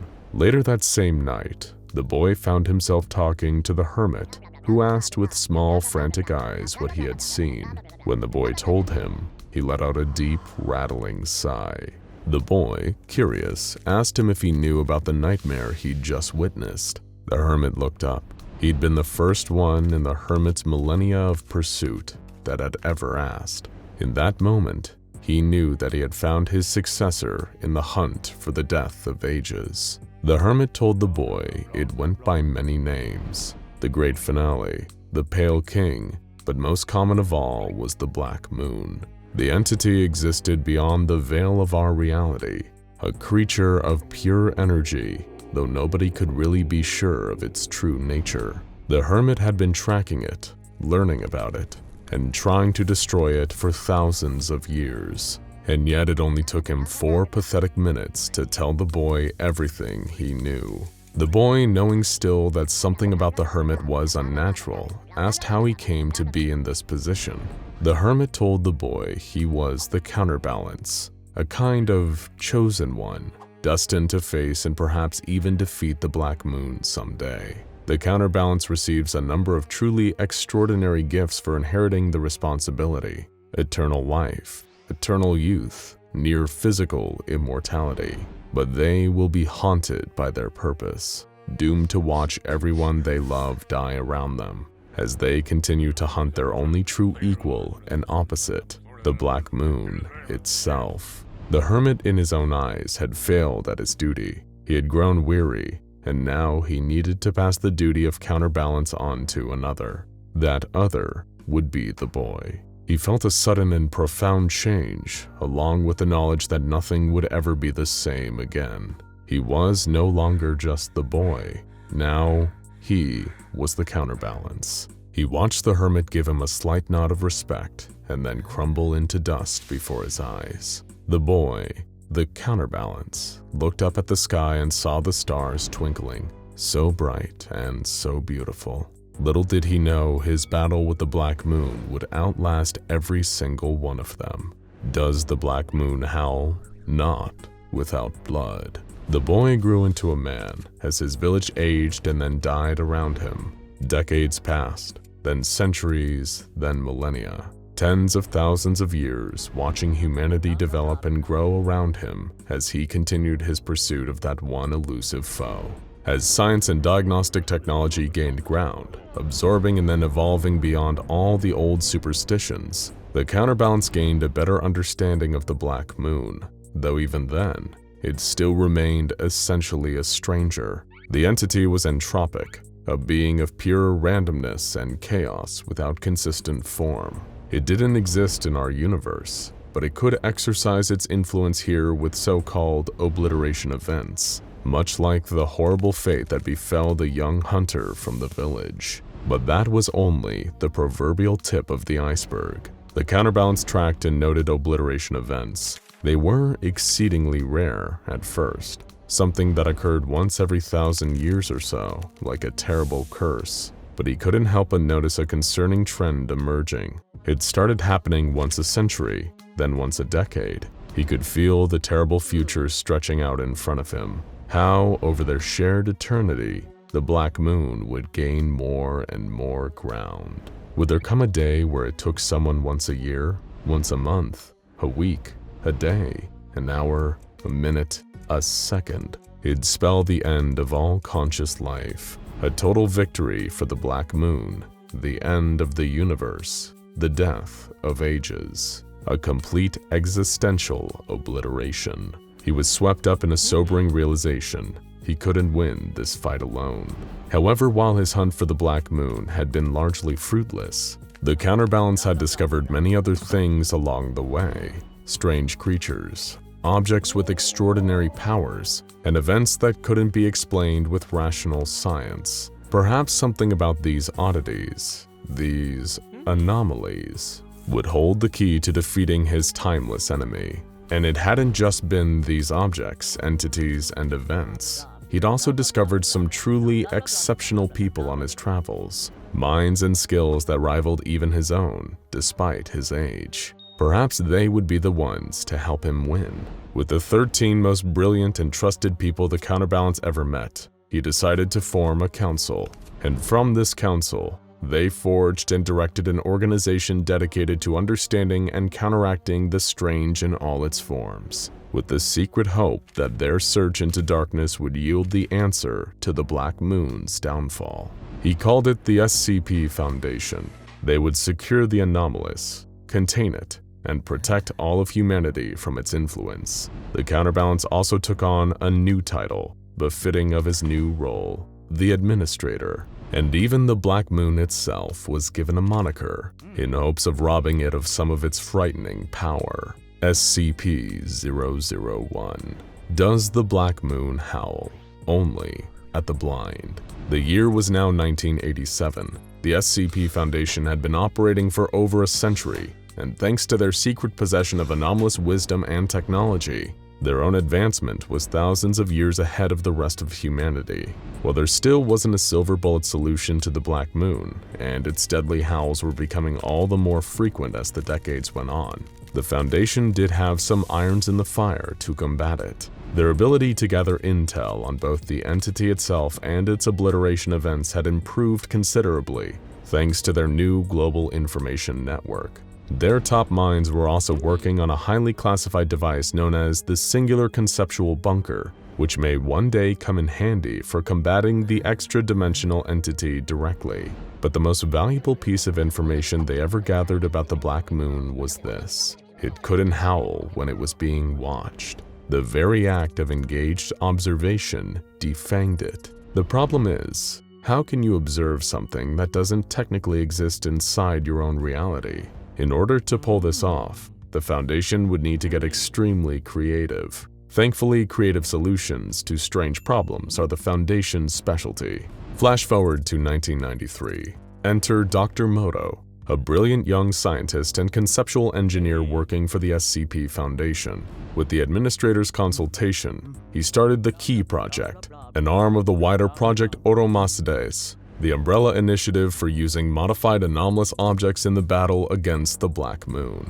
The goal of the Key Project was relatively simple. If people couldn't observe the Black Moon directly, then the Foundation could make proxies of the Black Moon that could be observed, almost like a kind of voodoo doll. These new anomalies would only need to satisfy 3 criteria: the inability to operate when being observed, a hostility to conscious life, and the ability to end conscious life of their own volition when not being observed. Through conceptual engineering, a link theoretically could be forged between these objects and the Black Moon, allowing observation of them to stop the obliteration events. However, despite being a good idea in theory, Dr. Moto's efforts were marred with errors and tragedies. One object wasn't deadly enough, simply appearing behind people in a threatening pose when they weren't looking. Another one killed purely through collateral damage, a giant sculpture of a human head that immediately attempted escape by barging through Site-01, the Center for Anti-Black Moon Operations, and killing 19 people in the process. Another one of Moto's objects, a huge black sphere, simply immediately exploded, killing 12 people. And in the most horrific misstep of all, one of Moto's objects caused a mass death event in a nearby hotel, where 142 people were spontaneously incinerated when the object, a series of interlocking stalactites and stalagmites, were left unobserved for 0.2 seconds. Almost all of Moto's objects were terminated in the aftermath, either being too useless or too dangerous to keep around. The young scientist felt a deep shame, but forged on. He made one truly brilliant creation that satisfied all the criteria: a sculpture, incapable of moving while being watched, but would snap the neck of the nearest conscious entity if it left unobserved for even a fraction of a second. Its relatively minimal killing left it easy to contain without causing mass deaths, and despite all of the other deaths that had sadly occurred during the key project, Dr. Moto believed that the lives saved in the long run by stopping the Black Moon's howls would justify the sacrifice. The problem is, the key project didn't stop anything. Not long after this, there was the first recorded double obliteration event in Rome, where a young tourist couple had both been obliterated simultaneously. All the deaths in the key project had been for nothing. The Black Moon was only getting more powerful. The shame and the guilt was too much for Dr. Moto. He left a note in his office reading, "We've been looking at nothing. I'm sorry, Administrator. I failed you, sir." Moto's corpse was later found in the sculpture's temporary containment chamber. His neck snapped. The key project was, in summary, shut down, and its one surviving creation transported to Site-19 in late 1993, where it was designated as SCP-001. Another painful failure for the Administrator. Back to the drawing board once more. Does the Black Moon howl? Not while the stars shine. Millennia stretched on. Almost everyone died except the Administrator thanks to his gift, or perhaps curse, as the counterbalance to the Black Moon. Science marched on. The SCP Foundation marched on. But all this progress, all this power, was nothing against the incomprehensible influence of SCP-001. The Black Moon was howling more frequently than ever, all the way up to the year 3156, when the Foundation launched the SEEK project under the support of Project Ouroboros. As more and more people were wiped out in frequent obliteration events, the Administrator became painfully aware that perhaps the answers to the Black Moon problem wouldn't be found on Earth. Using state-of-the-art technology, with a little help from the anomalous, the SCP Foundation began work on an autonomous spacefaring vessel that could search the stars for the key to the Black Moon's destruction. It was an awe-inspiring creation. A huge craft powered by artificial intelligence, with a universal translator, cryogenic units, and hundreds of autonomous drones to perform more targeted searches. SEEK was waved off into the unforgiving depths of space. The Administrator could only hope that it would come back with worthwhile answers. The first of the three notable planets SEEK arrived on was one theoretically capable of supporting human life, except for its brutal and constant blizzards and snowstorms. When SEEK's drones were deployed, they did discover signs of civilization based around sentient spherical creatures, but no signs of actual life remained. Records and statues found across the planet seem to indicate that the Black Moon was responsible for the destruction of the planet's civilization, causing so many obliteration events that the remaining survivors went mad from the fear and stress, leading to mass death in the ensuing chaos. The next planet was discovered centuries later, in the year 3499. While this planet could also theoretically support human life, it suffered from frequent volcanic eruptions that rendered much of its surface a flaming mess. However, there were still the dormant ruins of a once advanced civilization of conscious beings. Much like the prior planet, they'd been driven extinct by Black Moon obliteration events a century before the SEEK even arrived. Unlike the last planet, however, it seems that they accepted their fate and went gently into the night. The planet was now overrun by billions of armored bat-like creatures that operated on pure instinct. and thus were not considered conscious enough to be obliterated. The final planet was reached in 3764 and was the most fruitful of the 3 discoveries. This planet was hyper-advanced, fully urbanized, and covered in sprawling megacities, with records and technology over 1,000 years ahead of Earth. Before the Black Moon killed almost all of them, there were a species of humanoid telepathic fungi, and had developed an awareness of the Black Moon's existence that was on par with that of humanity's. They even had their own equivalent of the SCP Foundation actively working on countermeasures. And most amazingly of all, Seek found one surviving member of the species on the planet, cryogenically frozen. The craft was immediately instructed to collect the survivor and return home for interrogation. The administrator was preparing for what could be the most important conversation since he met the Hermit all those thousands of years ago.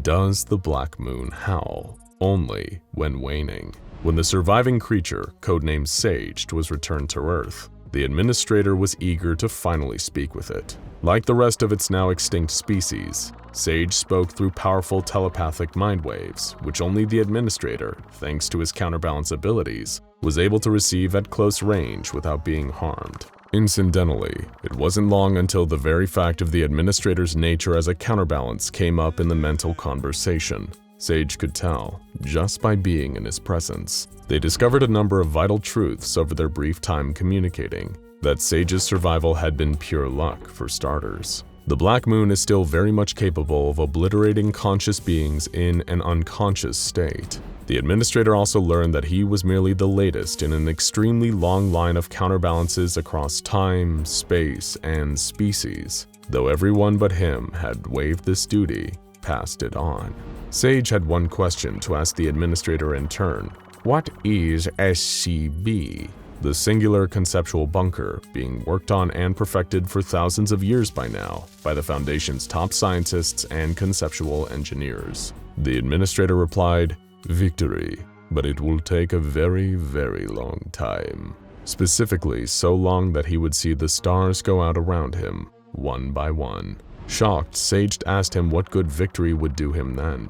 Rather than say it aloud, he replied with a thought. Sage paused and said, "I see. How blasphemous of you. Hopefully it works." After this, the administrator proceeded to the singular conceptual bunker and entered it, leaving instructions for the Foundation to be run by a newly formed O5 Council in his indefinite absence. Thousands of years later, in the year 5011, Sage spoke one more time, repeating the words, "Hopefully, hopefully," before turning solid black and disappearing. The Black Moon had claimed one more victim, but billions more had gone in the interim. The administrator had no more answers to give. At least, no more answers that anyone but him would understand. He was inside the singular conceptual bunker now, loaded into a device known as Tome, an experimental memorial module meant to pick up and record all the last messages of every dying civilization across the universe when the time finally came. All he could do was wait, and wait was exactly what we did. Does the Black Moon howl? Yes, yes it does. Years pass, too many to count. It's a time after names now, and Tome sits in the very center drinking in the end of the universe. The last of all the human colonies across the universe were obliterated by the Black Moon back in the year 7329. So long ago. But some of the final messages of fear, panic, and distress still echoed around in the administrator's mind. "Hello? Is there anyone here? We require assistance. It's taking people every day. We need help. There's barely anyone left. We need help. Hello? Hello? Cabal 0943, we have abandoned the false flesh. We have abandoned the false flesh. The shepherd's crook broken neath my knee. Cabal 0943, Cabal 0943, forgive us! Forgive us! We're going to leave this on. It's so dark outside now. It's blotted out the sun. I have to go now. Respond. First convenience. Emergency. Situation developing. Require additional resources. My fault, your fault, our fault, my fault, your fault, our fault, my fault, your fault, our fault! Rip my brain out now, rip my brain out now!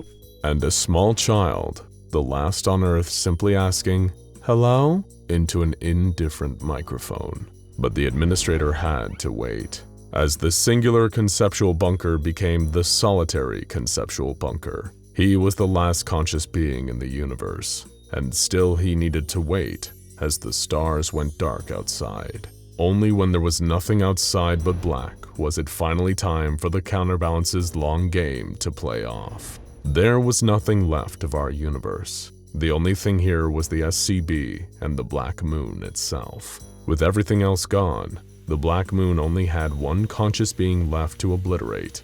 It opened the door to the solitary conceptual bunker and stepped inside.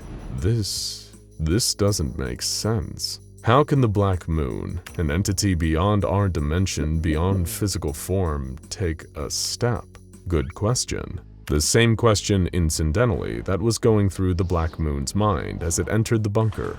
It didn't look at all how the entity expected. It was like a bar, a counter, with rows of bottles behind it, a jukebox playing in the corner. A man stood behind the bar cleaning the glasses. The counterbalance. The administrator. He said, "Ha, well there you are. Certainly took your time. Can I pour you a little something?" This only served to increase the Black Moon's confusion. It had form here, dark smoke compressed into a vaguely humanoid shape. It could speak. It could think. None of this made any sense. The being that had just wiped out all conscious life and seen the very death of the universe was truly and utterly confused. The administrator just seemed to be enjoying himself, preparing for a confrontation hundreds of billions of years in the making.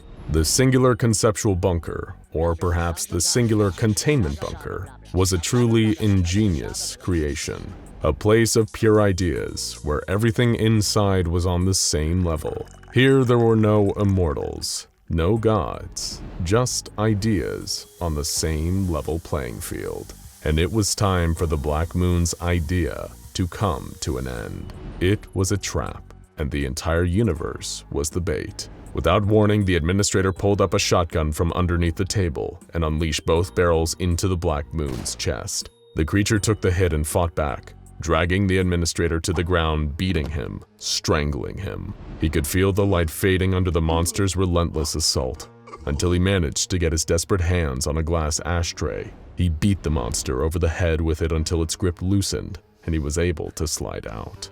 There, the killer of the universe was on the ground before him. He grabbed the monster, held it in place, and beat it to death. He was gravely injured by the battle, but the Black Moon was no more. Here in the singular conceptual bunker, he had won. The administrator, no longer the counterbalance in the absence of the Black Moon, hobbled over to the jukebox, produced a single beautiful coin from his pocket. He pushed the coin into the slot, wheezed a pained breath, and said, "The thing is, this place is only information. There's nothing else out there. Not even matter. The universe closed its doors a long time ago. But this place can go from information back to matter with just the press of a button." Let's see what happens when we introduce something to nothing. For a second it looks as though he might fall, but he doesn't. Instead, he slams the button on the jukebox, and with a relieved laugh says, "Let there be light." And there was light. Now go check out SCP-001, which is the real 001, and SCP-001-EX, a good boy, to unravel more of the many mysteries of the legendary SCP-001.